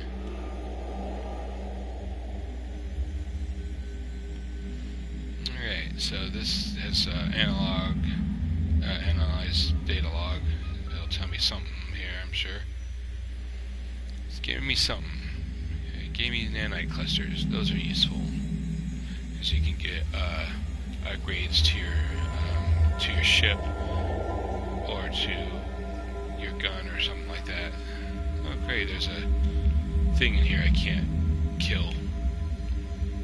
That's something they need to change as well. Some way to deal with the creatures that attack you in. I'm gonna shut that off. I shut off the light.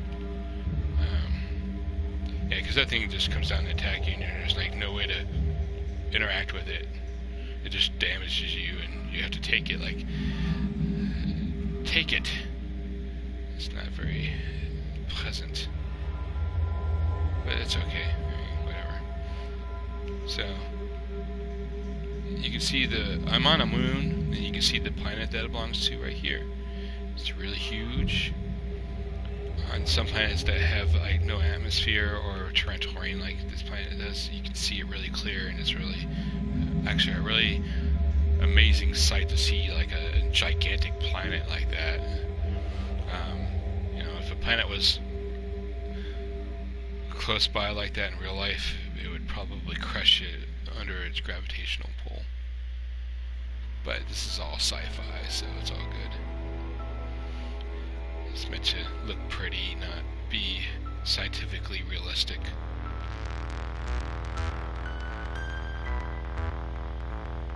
So I'm going to continue.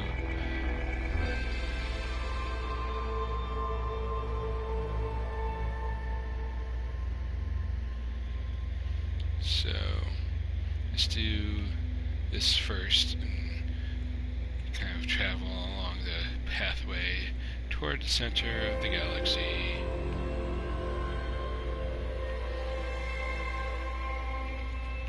Usually what I do is I'll use up my my warp cells to travel as far as I can toward the center. So that takes me 771, so I can get closer. Crap. I'm sorry, I keep hitting the wrong button. So yeah, and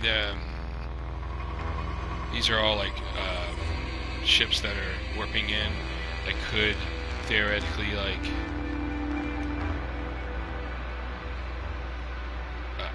if I had the money, obtain one of the freighters. There is a freighter I can afford right now, but I don't really want it, that particular freighter. Kind of picky about the ships and the freighters that I obtain. There's one that kind of looks like a Star Destroyer from Star Wars. Kind of want to get that one. Looks cool. Alright, so let's try this again. Where's the center? There it is. So, there we go. Head toward the center, the big bright light. Let's see what this is. 6 planets.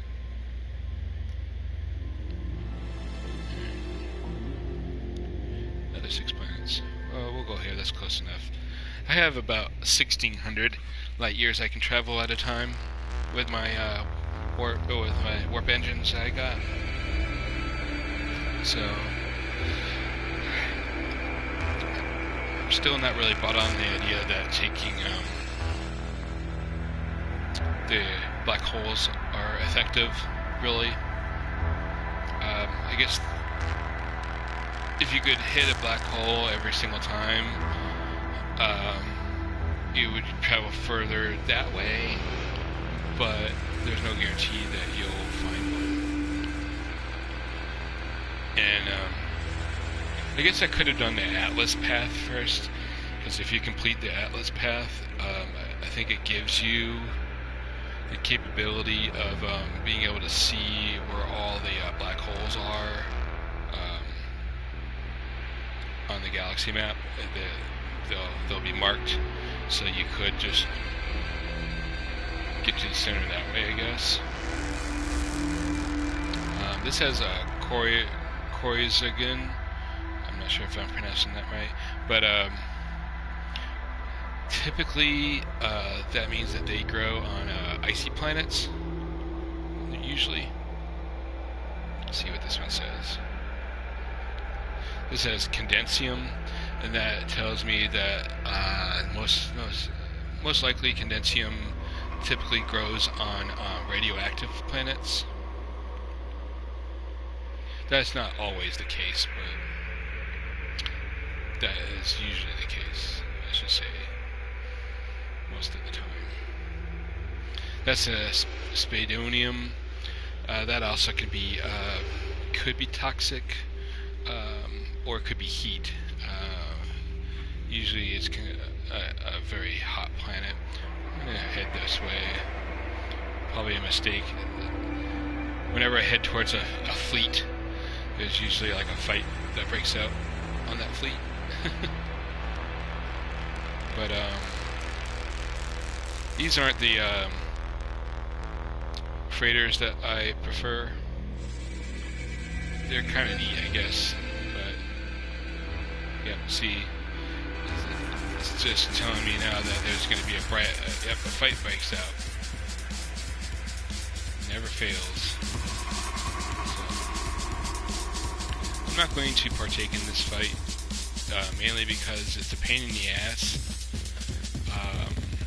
and if you accidentally hit the ship that you're trying to protect, or if you accidentally hit one of the sentinels that are attacking the pirates, then you're automatically tagged as an enemy, and you can't escape from that unless you go inside the space station or land on a planet or something like that. And you can't even get away from them effectively. Usually when that happens, I'll just go hide in a space station and then go back out, and they'll stop chasing me. But not really worth it. They really need to fix the space combat in this game. It's like not very good. There should be a way to, if you accidentally hit one of the Sentinel ships, or if you accidentally hit a cargo ship that you're trying to protect, there should be some way to make it so that they don't attack you anymore, like to declare some sort of a peace or something.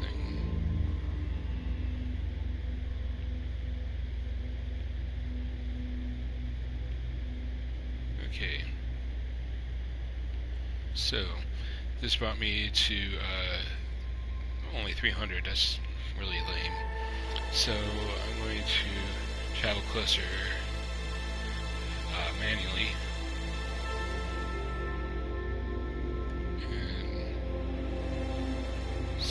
and see how close I can get here. I'm gonna go to this green star here. Alright.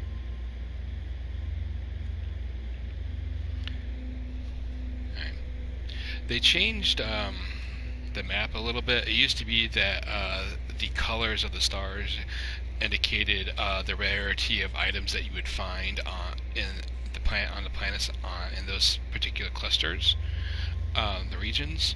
But I think they changed that, and now it's color coded according to what kind of materials you're more likely to find there.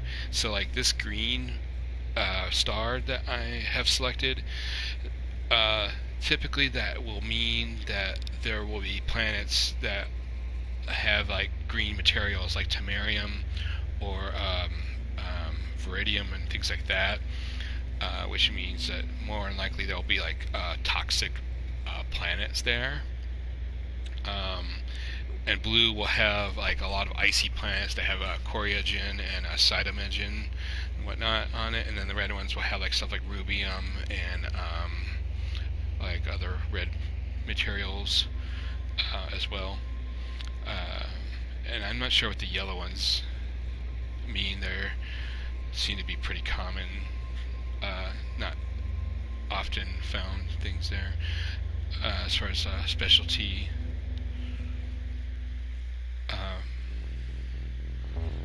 resources, but sometimes you will. I don't know.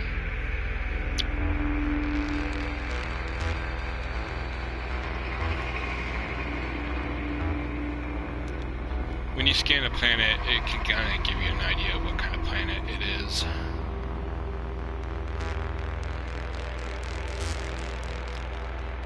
So this planet here has Viridium.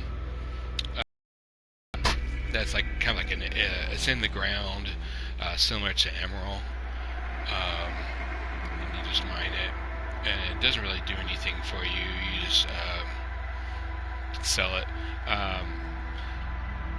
If you don't have a base, you'll need Viridium for a particular upgrade with one of your research stations. Like you have like the science station and the construction station and all the different stations, and they'll give you like little mini quests to go on to unlock their technologies that they can research for you, and Viridium is one of them that you'll have to end up getting.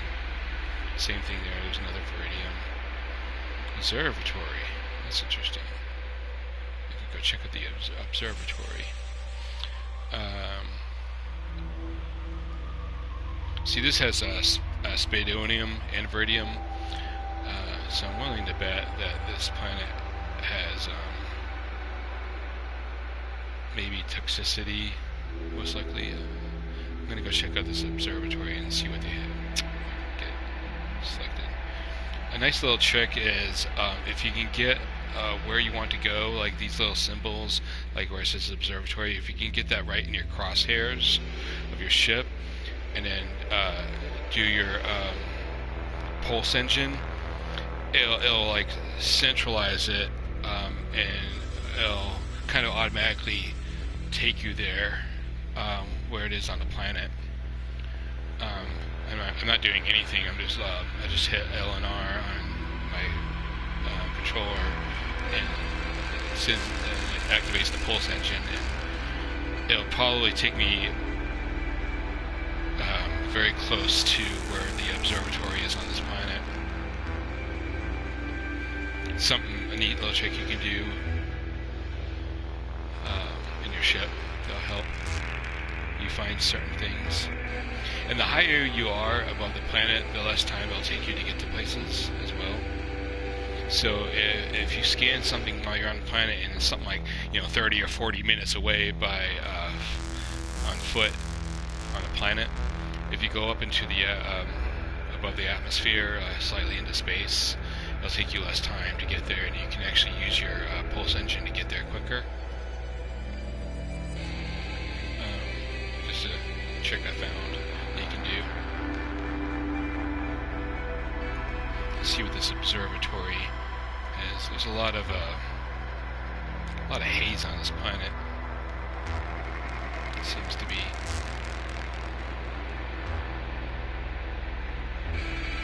I'm gonna go check out the observatory. It seems like a fairly barren planet for the most part. Not a whole lot of trees. Not sure about animal or plant life, but it seems to be pretty common that if a planet is toxic, there tends to be a lot of life on that planet too. So this might be not toxic, but it might be a heat, since it seems to be barren.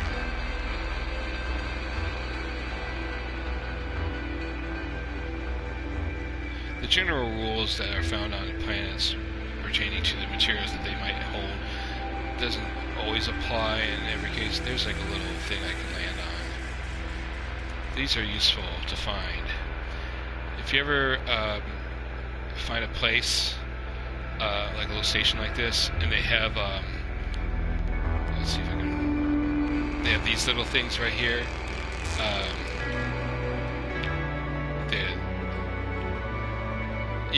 your ship can land there, and you can take off from there without spending any thruster fuel, which is good. So, I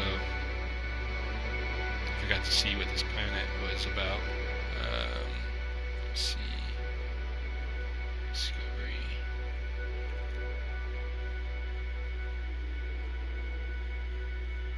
So, I'm on a planet that has harsh winds with relaxed sentinels, abundant flora, and numerous fauna, so there's a lot of stuff on this planet. I'm going to go ahead and upload all my info.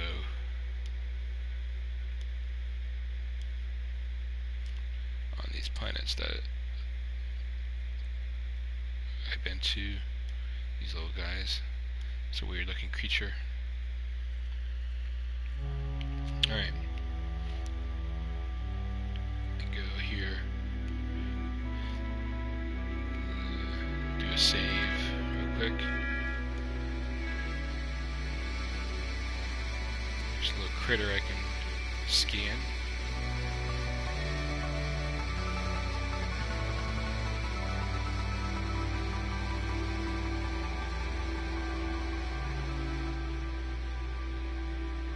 Little guy. It's probably a baby version. Yeah. It's a young version of that weird thing with the little bulbs on the back of it. It's really strange looking. It's a purple nose. Interesting. So I could, since this environment is not extremely harmful, because I don't have any shielding for anything that would be on this planet right now, but I could get some materials that I need, like just the basics like thamium and zinc, all that stuff I use consistently. Because somebody's attacking me. So there's some creatures on this planet that attack. So get rid of that guy. I have zero tolerance for creatures that attack me. Get charms.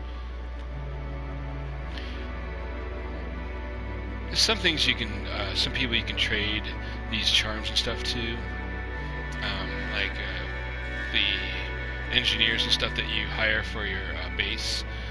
Some of them will want those weird items like get charms and Vicrine daggers and whatever they are. All those weird little things you pick up randomly. So I'm gonna go talk to this guy and see what he has to say. He's a scout. Yeah, he's a pretty one. Look at that big nose. He has a big nose. I know a lot of words from this race. So he's like wanting to mate with me. Oh, he wants a tribute. I don't know. I'll do this one. See what he says.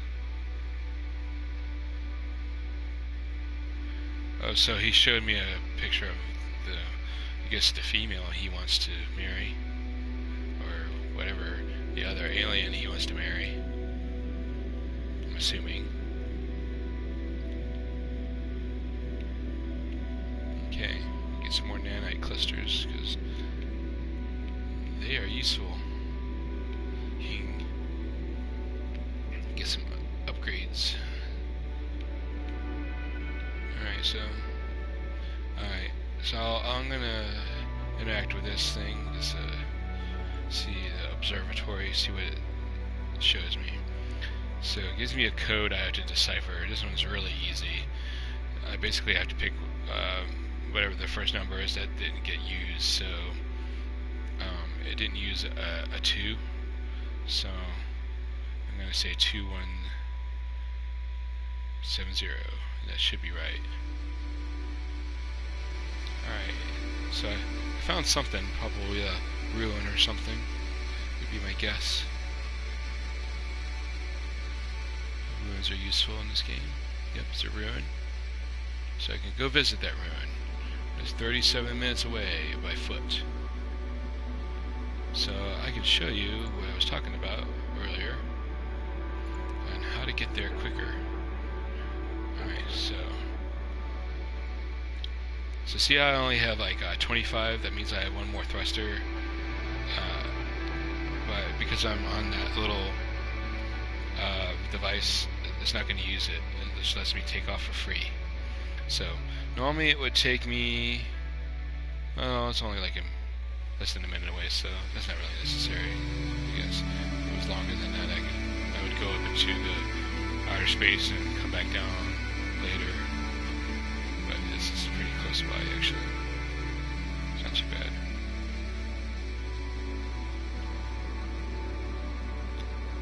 So I'm gonna go check out this ruin. It's probably just gonna tell me about something about the Vikings, I think is the race that lives here.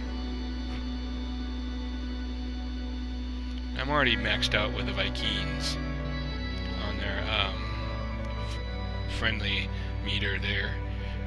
I still don't know all their words yet. I wonder if anybody's ever actually learned all the words to all the languages. Supposedly there's a new race that they're adding in the next patch. That'll be interesting. See how they implement that. Okay, so I'm gonna land somewhere here. Alright. Sweet. Alright, so here's the ruin. Pretty cool. There's always a couple of these things around that you can interact with. Alrighty. I'm gonna do those first real quick. And learn some more Viking words. It's always useful. I think that's it. I think just those two. Sometimes there's 1, 2, up to 3. It's random, I guess.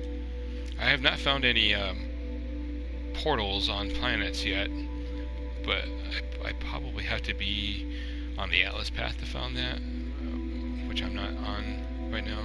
I'm just free-forming it right now. I learned hydraulics. That's interesting. And my standing is already maxed out with the oops. That's not what I want. I don't care about naming anything really. It's just not really necessary. I only name things that I want to like maybe go back to one day, but I don't know how. So yeah, see, I'm already like the highest level on Vikings. I'm a Templar on that. And then Korvax. I hardly know any words in the Korvax language, so I need to maybe do that at some point.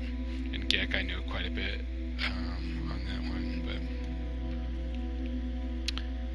anyways.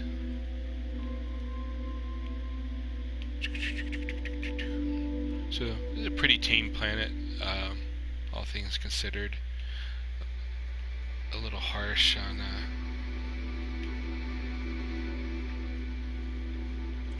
little bit harsh on the life support, but that's okay. It's not too bad. You can probably spend a very long time here. See, I landed right next to some carbons. I can get carbon, fill that up. Plenty of carbon on this planet. I have a pretty good gun for farming, for mining. I have a fairly strong mining laser. That's all it's really meant to do. I don't really have a whole lot of combat. You should be able to get like multiple guns like you can ships. That'd be useful.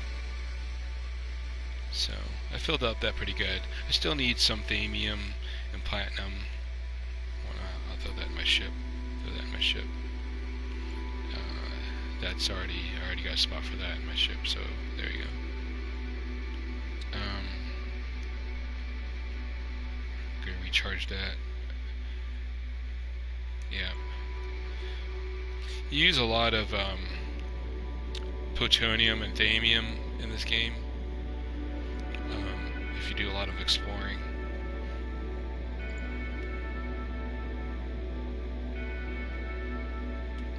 Save that real quick. Let's see, let's do a scan. I'm going to do some plutonium. There's this neat little trick you can do with your jetpack, if you don't know about it already. If you hit the melee button, like that, and then hit your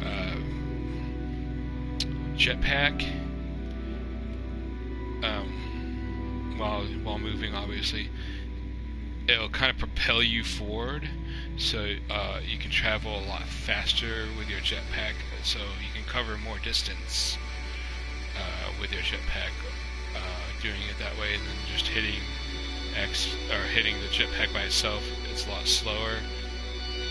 So I find that if you start running, hit the melee button, and then directly right after that hit the jetpack, you'll be able to travel a lot further,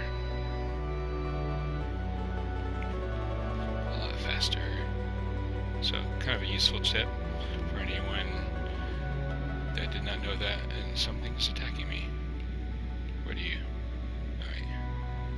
You need to stop attacking me. There's another thing attacking me. Things are very hostile on this planet.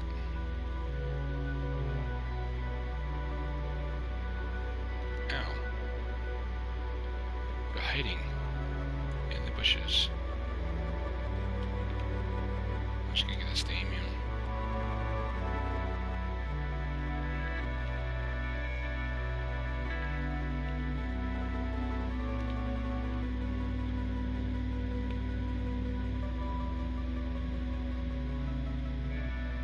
Little guy. It's like the whole family is attacking me.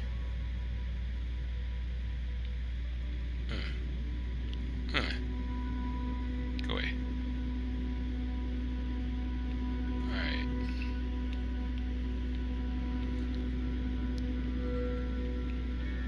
I don't like killing these animals, but they want to attack me, so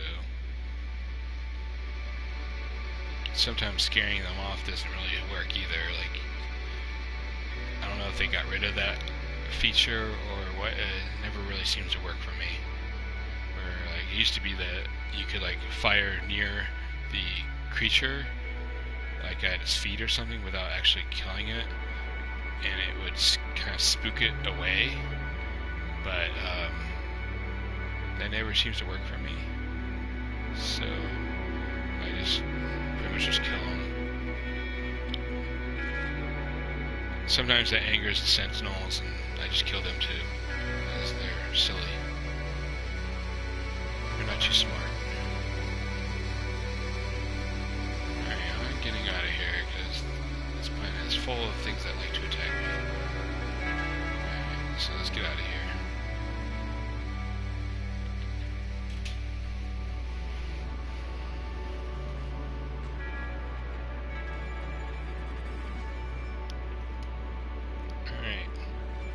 See how much. So I have one more jump. Oh, yeah, so just to show you, I can travel 1,641 light years with that, because I have like the hyperdrive and then all 3 upgrades that are in the game right now.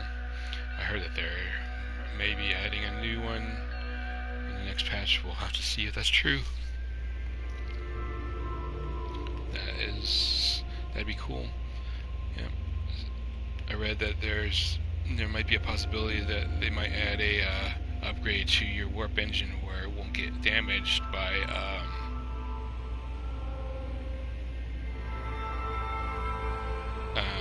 going through a black hole. That would be amazing. I would definitely be up for something like that. Supposedly there's like some sort of galactic hub that a bunch of people made, kind of based a community around. I don't think I'm like anywhere near that. I don't know. I haven't really tried to find it. But I'm gonna go ahead and let's see. I'll go here. This is about as far as I'm going to be able to go on my warp engine, which is fine. And the music just cut out again. That's another thing they need to fix on this game. The music seems to be inconsistent sometimes. I was on a planet with there's just no music at all on it. But it seems to be okay. I turned off the the sound effects, because a lot of the sound effects in this game are very annoying and monotonous. Alright. Oh, there's a space anomaly here. That's cool. So I'm going to go ahead and go to this thing real quick. I'm going to show you what I'm talking about, hopefully here in a second. So, for anyone who doesn't know, the space anomalies, they help you do certain things in the game, depending on what you're accomplishing.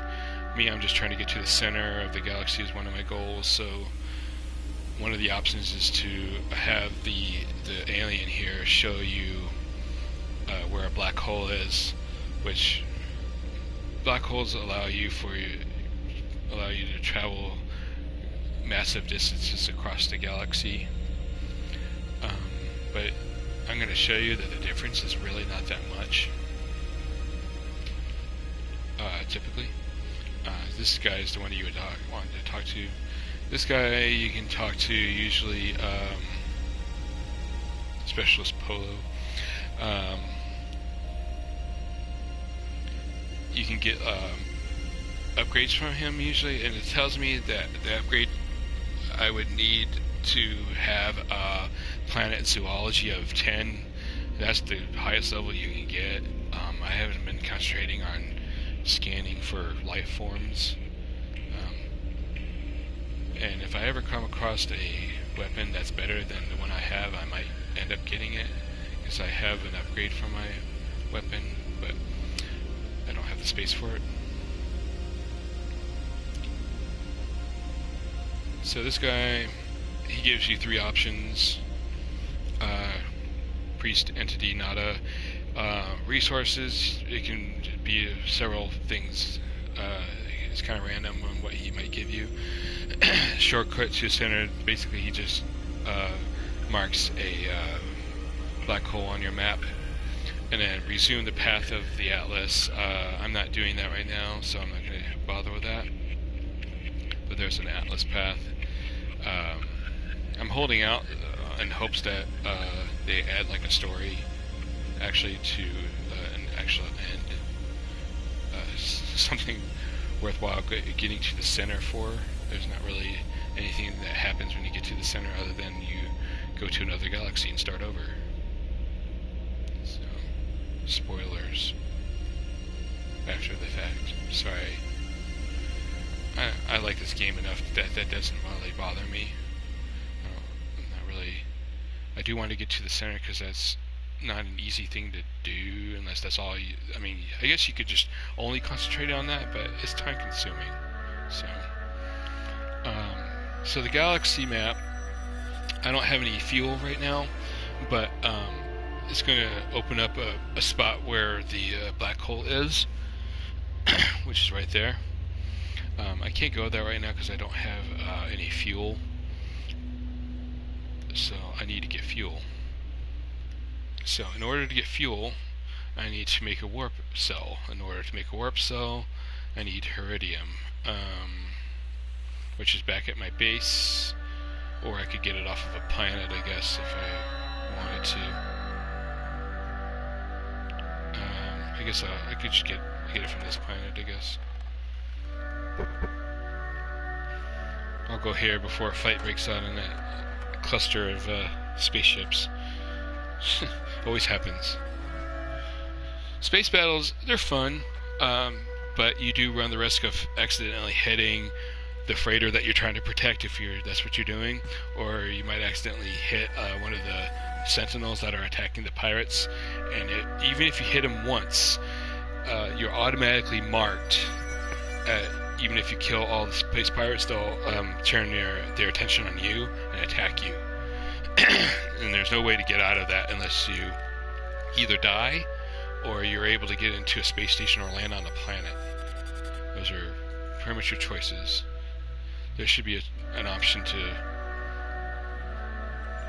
pledge your allegiance or something. That should be in your standings. Like, I have high standings on all 3 factions, so that shouldn't even be an issue. I'm going to look for iridium, which is right. I'm not sure if that's iridium or aluminum. I think it's iridium. I'm gonna try, see if that's Iridium. I think it is. See if what kind of planet this is. So, it's a pleasant planet with passive sentinels, rich flora, and high fauna. So, this is a pretty good planet. If I ever wanted to live here, or move my base here for whatever reason, I'm going to fill up a slot of Iridium, or 250 is a slot. Okay, that's more than I need, so there you go. Alright, so I got the Iridium. There's some flying guys here. I'll scan that, I guess. That's cool. Get the Thamium. Thamium is not rare, but it's kind of a pain in the ass to find sometimes. Because it doesn't grow like platinum does. And spires, it just... What the hell? Oh, there's things that are attacking me again. I am a popular person with these creatures today. Alright. Okay. Interesting planet, to say the least. Very bright. Must be close to the sun. That doesn't exist in this game. There's no sun in this game. It's just a light box that we were told that wasn't going to happen, but it did. Probably because of time constraints pushed on by Sony to Hello Games to continue get their game completed quickly. So maybe that's something they'll fix one day. That's cool. You can actually see those little creatures from here. They're like hovering above the Iridium spire. It's kind of neat. Let's see. Alright. Well, I guess I could go ahead and make one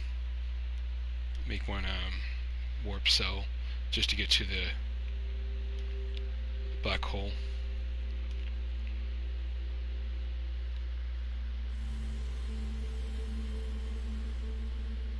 Yeah, pretty much, yes. So when Sean Murray said that there was multiplayer, this is what he was talking about. Yeah, I mean, this is how you multiplayer. So you could watch somebody stream while playing No Man's Sky at the same time if you really wanted to, and kind of explore the galaxy together, but not physically together. I guess I don't know. It's weird, but yes, basically. So I'm going to put one thing in here and just, for now. And, yeah. It's a really bright planet. Super bright. Super bright. Lots of animals, though. This weird deer-looking thing. Where'd it go? Oh god, things are attacking me. What the hell is attacking me?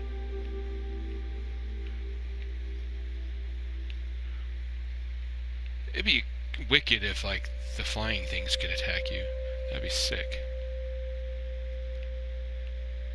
Alright, these things are being way too timid to... Those things are really weird. They're running in circles. Why are they running in circles? Alright, that thing's in my way. Get out of my way, thing.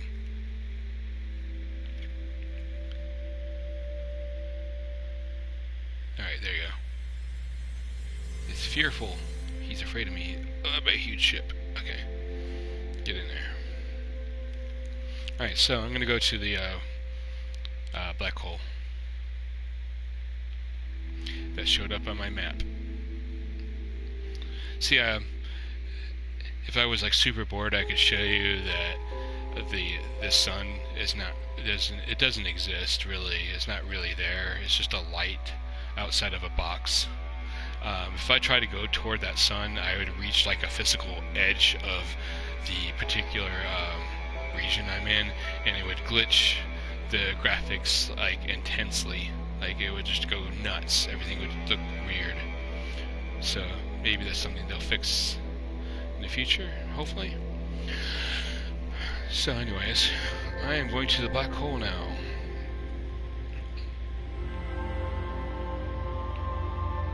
Black hole sun, won't you come to wash away the rain? How you doing, Adriano? Thank you for coming in and watching the stream. I appreciate it. I know this game is not extremely exciting to watch, but I appreciate you chiming in anyways. I'm gonna go in this black hole and see where it takes me. Okay, so what I'm gonna do is this.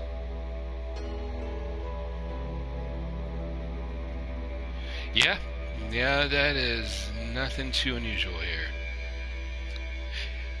And depending on the terrain, it's usually not even worth building a vehicle. I like the vehicles as a neat idea, but they're not extremely useful, I don't feel.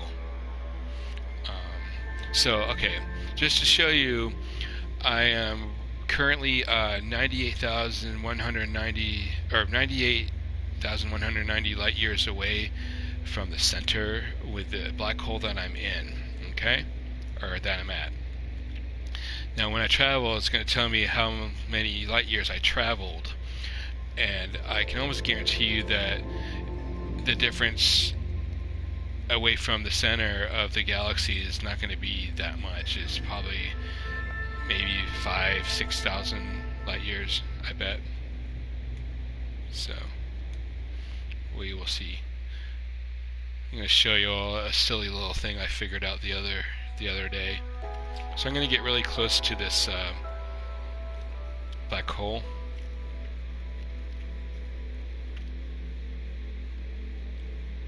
Like that. Alright. And then you can turn around and put on the brakes and back into the black hole. It's silly. But you can actually back into the black hole and travel in it. It doesn't actually send you backwards in the black hole, but it's just some stupid little thing I figured out the other day. The things you do when you get bored with No Man's Sky. Not that I get bored with it, but when you try to figure out things to do. So, alright, so I traveled 742,000 light years, supposedly. Okay? So, but in actuality, I'm still, if that were true, then I would be a lot closer to the center of the galaxy than I am now. And I'm only, what's that, 96,636,000? So, what was that? I traveled 2,000 light years. I'm only 2,000 light years closer than I was before, or something like that. It was like 98 before, I forget exactly. But yeah, it's kind of silly. So anyways, this place has 3 planets.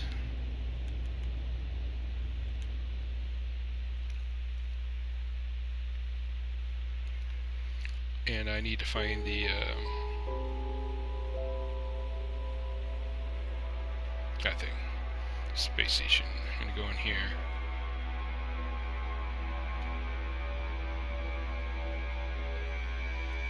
Die, space station, blow it up. Blow up the space station. Can't destroy the space station.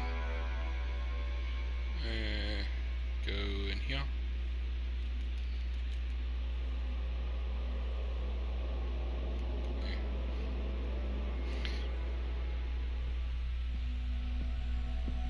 Alrighty, now I'm going to go in here.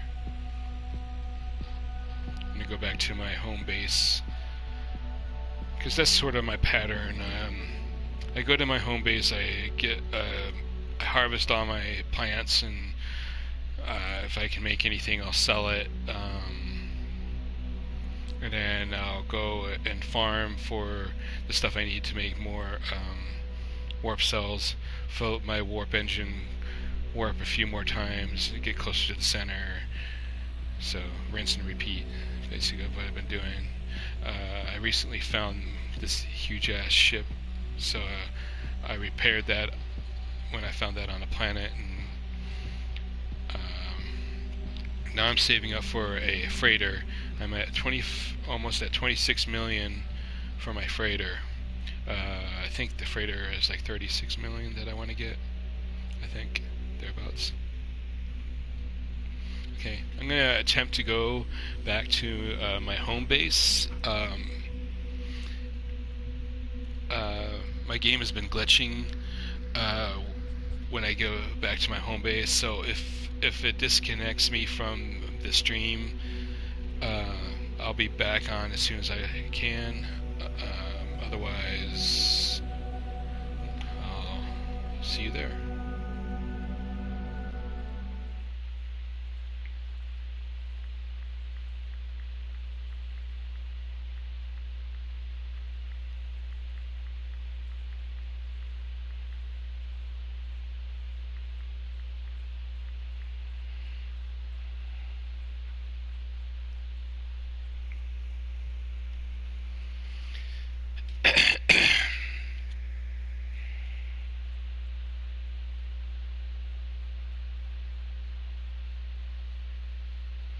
Yeah, I saw a freighter for about 19 million. I'm just holding out for a bigger one, really, because different ones have different capacities and whatnot. I guess I'm kind of picky about my ships. I don't want to just invest in just anything. But let's see. It didn't glitch, but let's see if it. I don't know. I don't know if it did or not. Save my game. It didn't glitch, thank God. But I'll show you something that this game does do.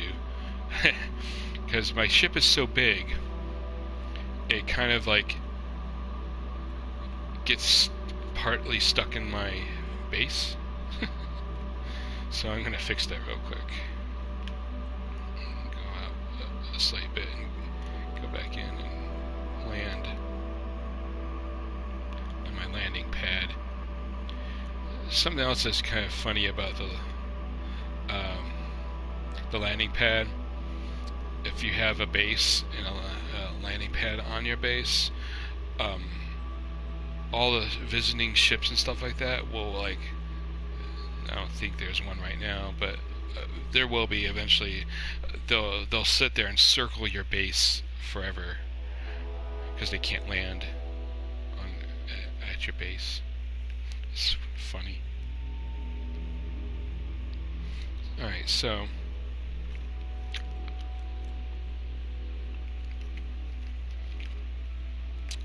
I'm gonna go. This is my home. I got 3 albumin pearls. They fetch a pretty penny. They'll get you about somewhere around 20,000 a piece, depending on where you're selling it at. But my terrarium's down there with all the resources I can harvest, about 5 of each. There, workbench, observation bubble thing, bed, and then over here this way, this is where all my little cubes are, storage cubes, and in the center is my galactic space terminal where I can sell my stuff. So I feel that these are pretty useful. I used up all my build limit points, or whatever you want to call them, to build what I have here. I don't really need the landing pad. It's just kind of cool. It took a lot to get it. I'm going to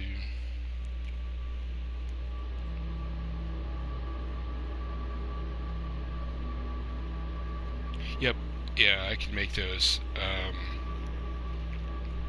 I just like having the variety of plants. I mean, I understand I could just have spandonium and samarium, um, so I could have just these and these in my base, but I just like having the different ones, the different stuff. Yep, I can make about 5 million with everything I sell. Thereabouts. Yep, that sounds about right to me.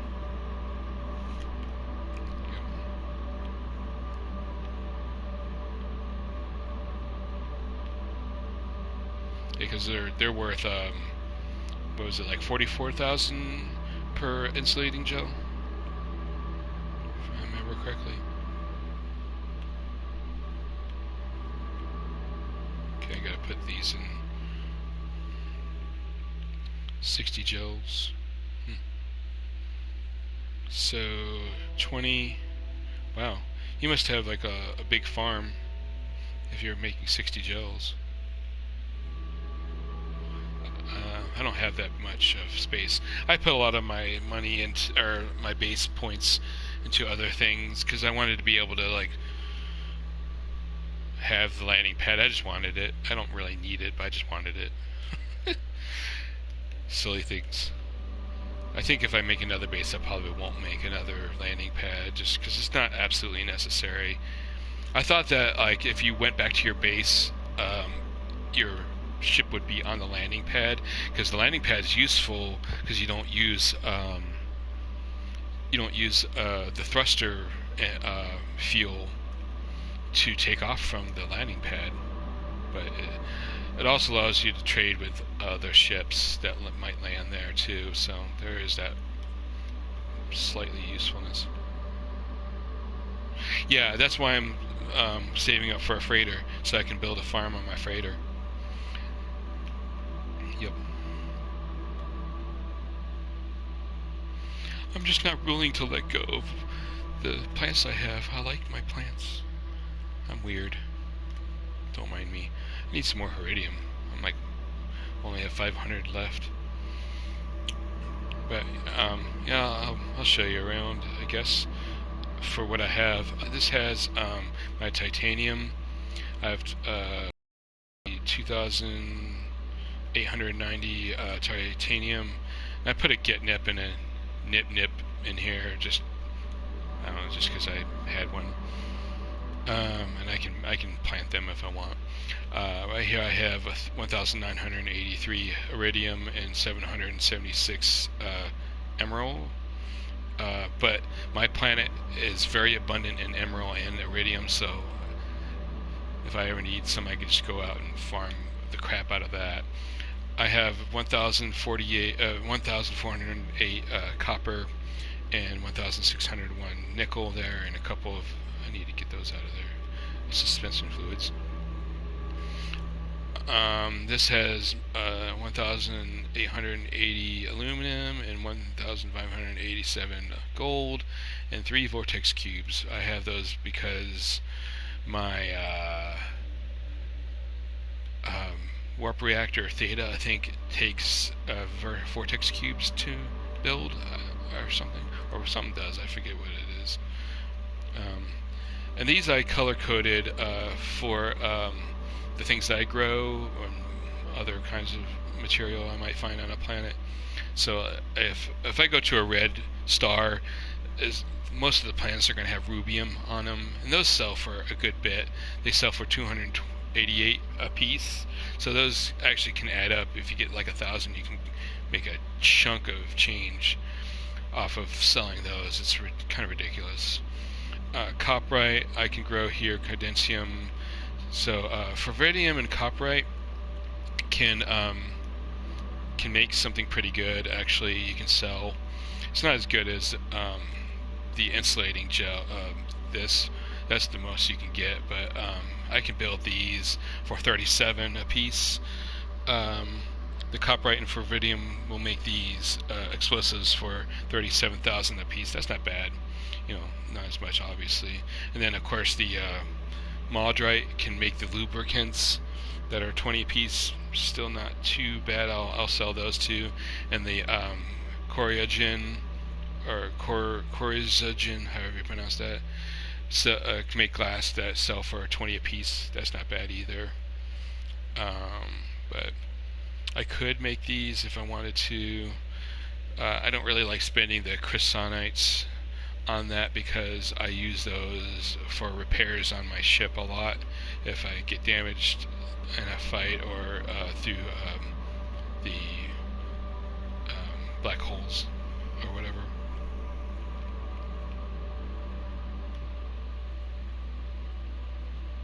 Let's see.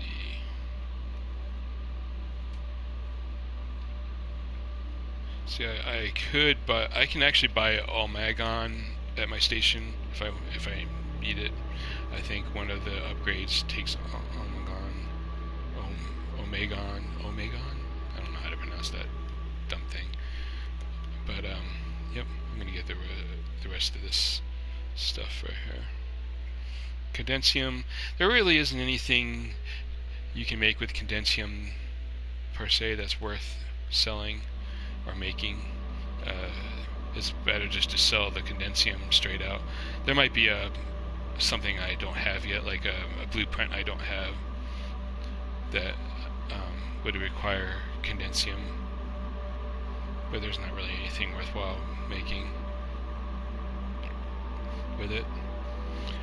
You can make non-ferrous plates and stuff like that with that, but it's not really worth it.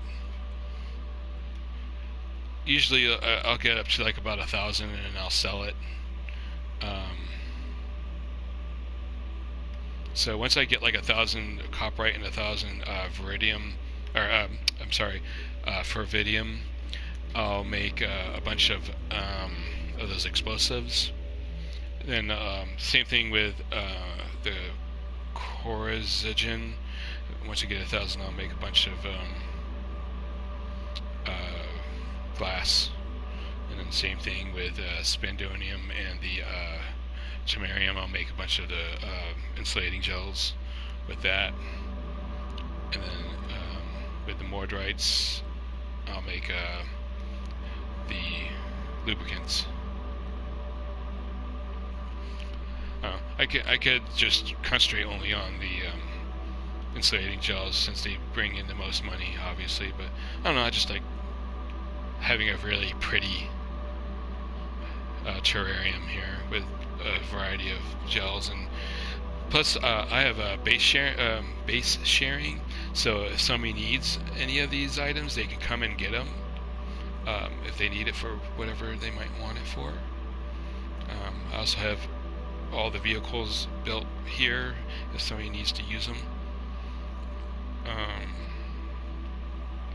So yeah, and they can always land on my landing pad as long as I'm not there, or somebody else isn't there. But yeah, I mean this is my base. As I said, I have a ton of this like iridium all over the place. There's tons of iridium on this planet, and a ton of emerald on this planet as well. Lots of it. It's just really common on this planet. I have a lot of iridium as well if I need it.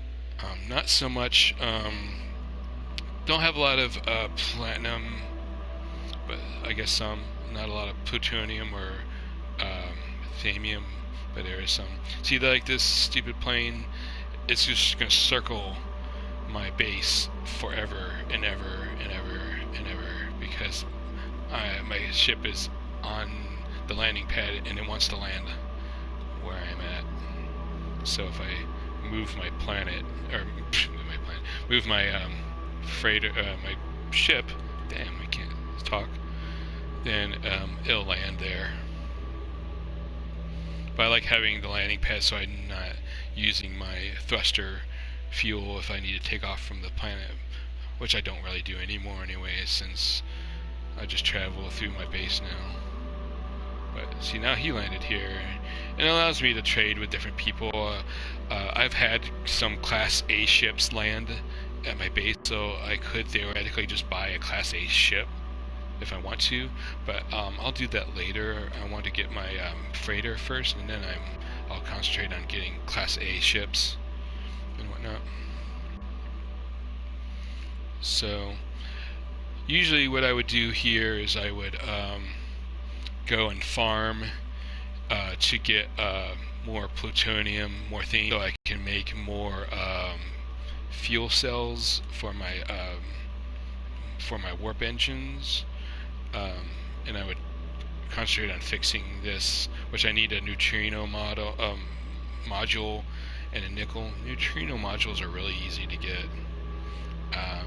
You just need to kill sentinels, and they'll drop those little capsules or whatever. And a lot of times they'll have that for you. I'm not going to try to go hunt for thamium and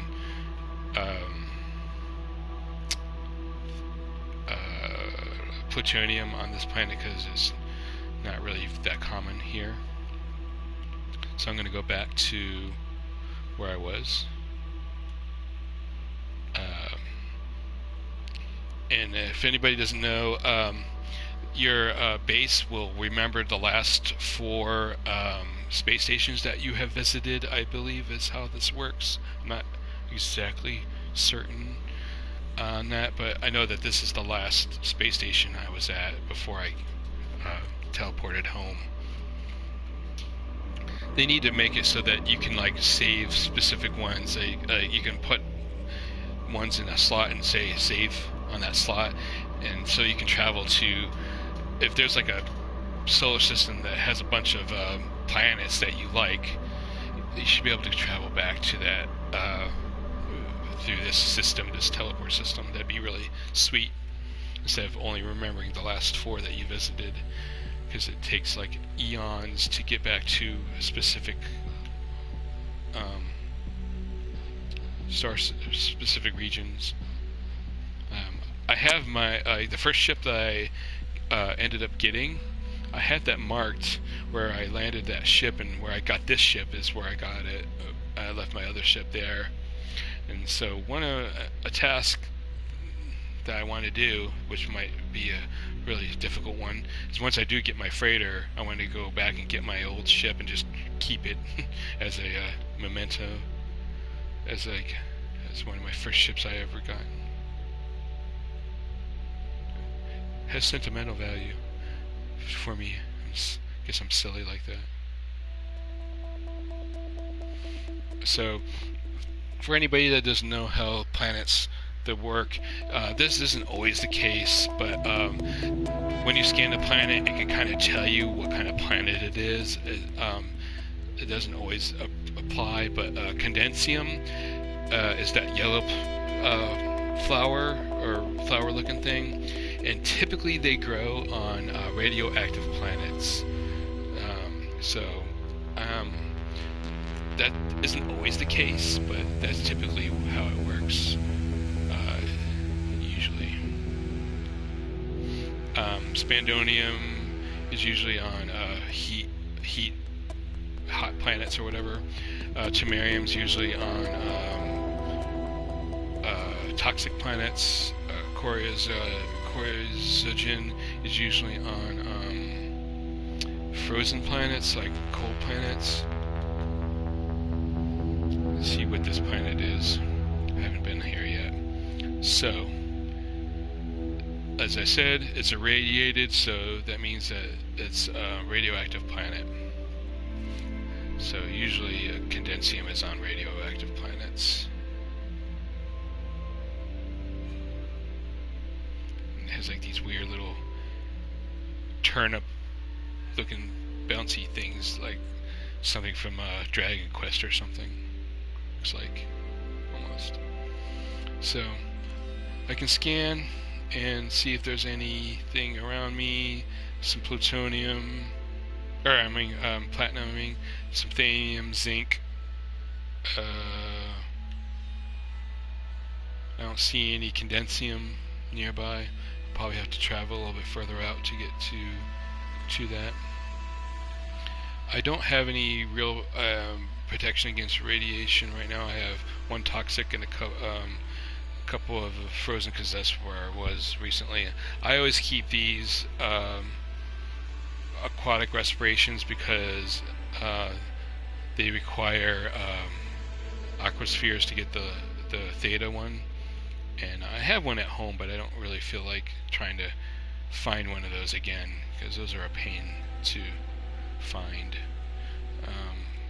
I'm on Corvax. I just definitely need to learn more Corvax words. I hardly know any Corvax language, mainly because their planets are usually very volatile, so I don't spend a lot of time on them. Here's a weird looking thing here. Another weird looking thing. Oops, no. There you go. There you go. Got it. So I got 3 out of 11. If you can find all the creatures on a planet, you'll get a trophy for that, basically.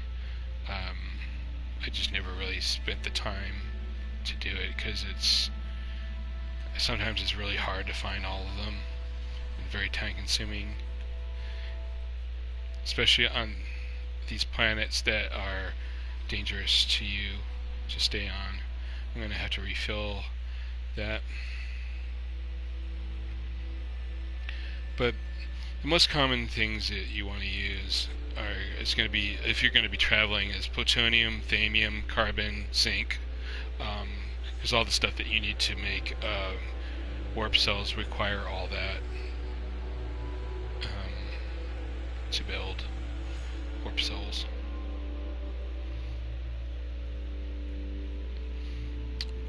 It used to be that these things would have the materials, like the special kind of materials in them that you could farm, but they changed how the materials work now, so it's different how it used to be, which is fine. Oh, there's something in the sky. Cool. So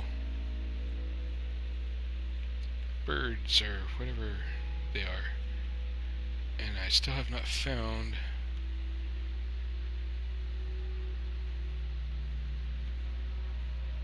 any condensium. It must be on a different part of the planet.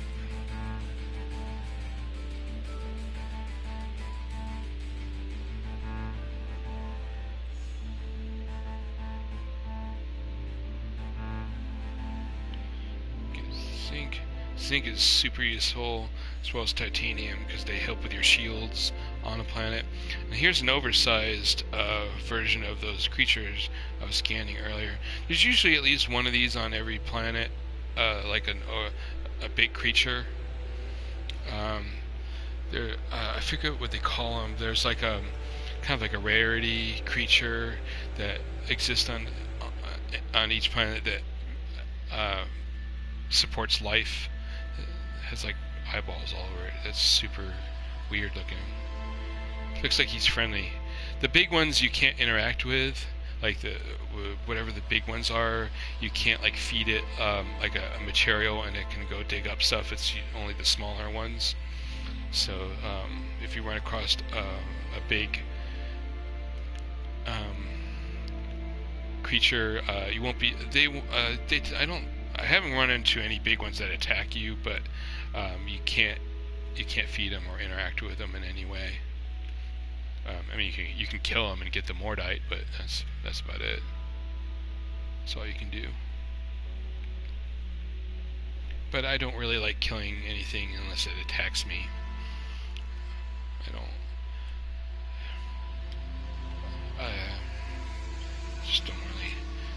I don't really need the mordite that badly. I can grow it in my base, so no need to kill the innocent little creatures unless they attack me first. And I don't know about anybody else, but I haven't really found that shooting near them scares them away. You used to be able to do that, where you could fire near an animal that's attacking you, and it would run away. Maybe it's only certain kind of animals that do that, or creatures or whatever. But that has not worked for me yet. So I typically just kill them if they attack me. poor guys don't want to kill the animals, but they don't understand that I'm here peacefully, just taking their materials off of the planet. Because that's a peaceful thing to do, right? Go to a planet and take all their resources and then leave. It's a very human thing to do. Alright. Well, this planet is pretty boring. Not a whole lot here. I'm not going to waste my time or yours trying to find all the animals on this planet. It's just super time consuming to do that, I feel. I can.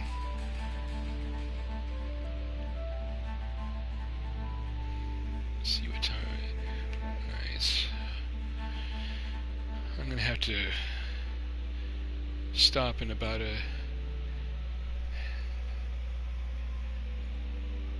maybe about 20 minutes or so. Alright, plus my radiation zeroed out, so anywho, I'm gonna go see what there is on these other planets real quick. Alright, so this doesn't have anything special that is saying is on it. There's a beacon there. And then this one, same thing.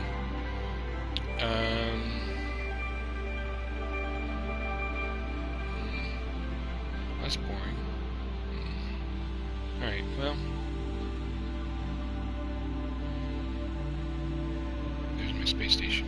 I'm gonna go to this planet just because it's blue. I don't know. See what there is to see. There's only 3 planets in this region.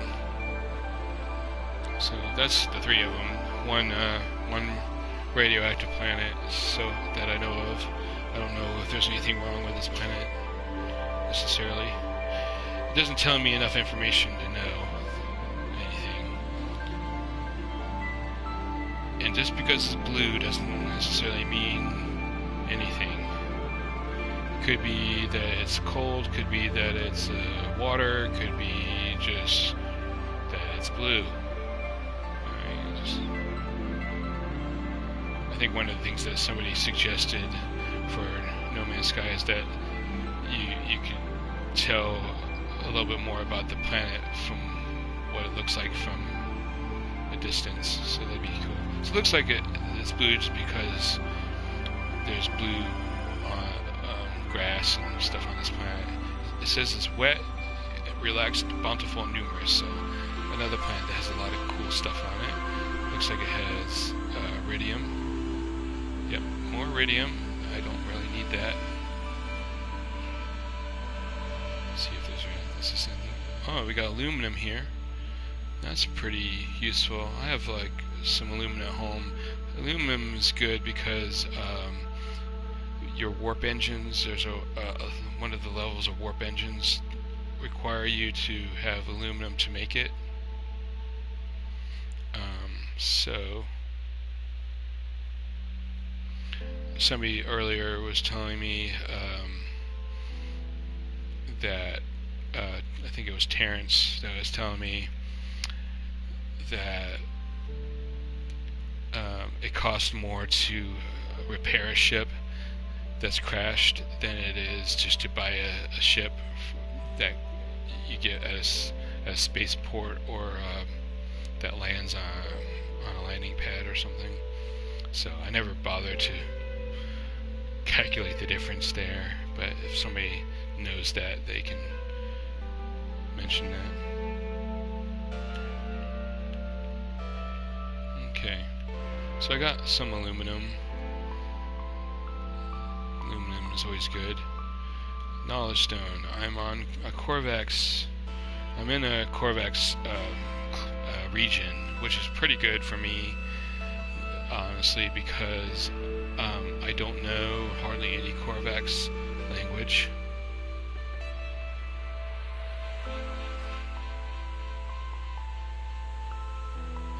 I've actually seen some pretty big water creatures in this game. Nothing whale size, but pretty big. Um, the one I did come across attacked me. It was pretty big. I mean, not like super huge, but you know, bigger than like a just small little animal. But I've seen one that looked like a big old shark. It's pretty scary. Ooh, a magma. Oh, that guy. Okay, so these is I can actually attack to get materials from. Let's see what this is. Electron vapor. Cool. You can always find interesting stuff in these little modules. I'm going to send my suspension fluid back to my ship and that, so I have some space to work with. A warp cell, that's awesome. Warp cells are always good to find, that way you're not wasting material on them. Oh, I forgot I needed to fix that. I need nickel and neutrino module. I'm not that concerned about it, really. Armadium is always in these little supply depots. As soon as I attack it, though, the sentinels are going to come after me, so I'm going to make sure I am stocked on my weapons. They need space whales. They talked about that in one of the videos. I think it was just a joke, but it would be super cool if they actually had space whales in this game. You could just be flying around in space and like this huge friggin' whale just comes by and says hi. That'd be sweet. Magmox. Alright, so let's do it. Bam. Bam. Bam.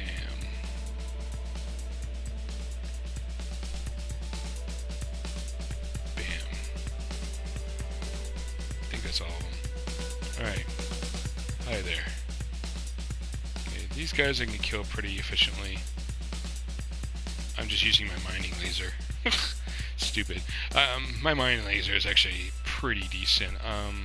I have level 4 combat amplifier Omega. It's the only Omega piece I've even found in this game. Everything goes up to Theta usually, and this is the only Omega I've ever found. But I have Intensifier Sigma 1, 2, and 3, or I have like Beam Intensifier 1, 2, and 3. I have Beam Coolant 1, 2, and 3.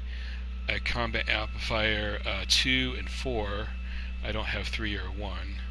And then I have the Advanced Mining Laser, which you need for certain mining things, and of course the mining beam that goes with it. But as long as you link them all together, it ups your attack pretty good. I have 6.7 plus 0.7 on damage and 3.2. That's pretty low on mining power, really, but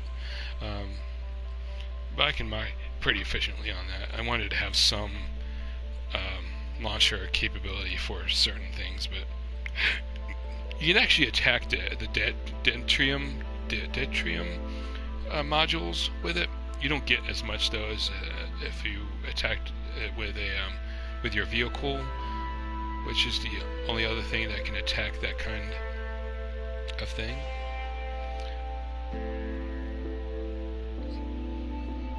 But yeah, they definitely need bigger. I definitely want them to add like massive creatures in this game, like in that E3 video where they showed. Where's the hell's my ship? There it is. In the E3 video where they showed that huge sandworm or that giant dinosaur-looking thing. They need things like that. Like I want to see like a worm, like in Star Wars Empire Strikes Back, that huge worm that was in the asteroid. That would be sweet. I would love to see that, and you could actually like get eaten by it or something. Like it would swallow your ship or something. That'd be wicked to see something like that. And you could like maybe kill it and get like a crap ton of like resources from it or something. That'd be okay. Need fuel. God, that stupid launcher is why it's really good to have launch pads, because it sucks up a ridiculous amount of plutonium. Okay, anyone that was here earlier when I was talking about when something's really far away, that's like 22 minutes away by normal means. So I'm going to show you a quicker way. If you go into outer space a little bit, and like if you want to go toward this, you get it in your little crosshairs on your ship and activate your pulse engine. And what that does for you is that it'll lock onto it sort of a little bit, and when you get to it, it'll automatically reposition your ship to face towards that particular icon. So, and the further you are above the planet, the shorter distance you'll have to travel to get to wherever it is you're trying to get to. So I could theoretically go further up to shorten the time I have to get to this beacon. So it's kind of like a little trick you can use to traverse across the planet quicker.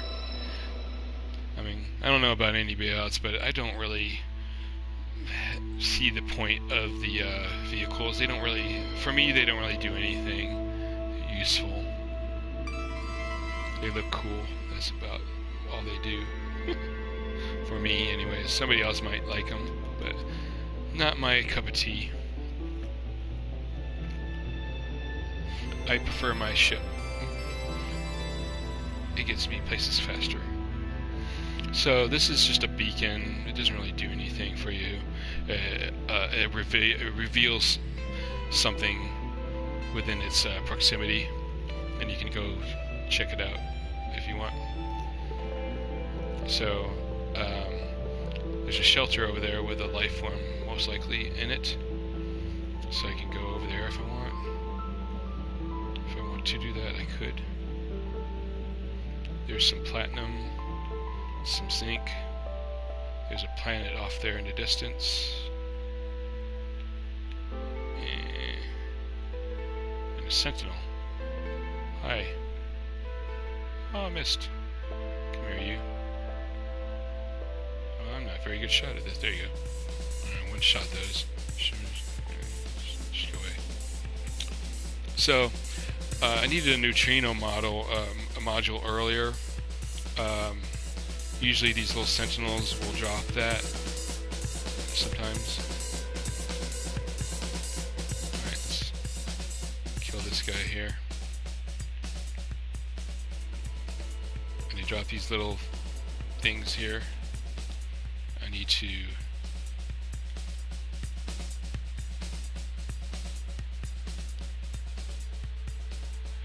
the jumping on the vehicles it's really terrible, honestly. On my planet, on my home planet, vehicles are almost useless because there's so many craters and so many huge dips in my terrain that I can literally get stuck down there with my vehicles, and it's just not worth it on that particular planet. It might be worth on a planet that has a flatter terrain, maybe, but they really need to fix it. The tank is kind of useless because it's so slow, but it carries a lot. It does have a lot of carrying space in it. It can take a lot of damage, and I'm not sure why they added that, unless they're planning to add like creatures into the game that do a lot of damage to your vehicles or something, maybe. So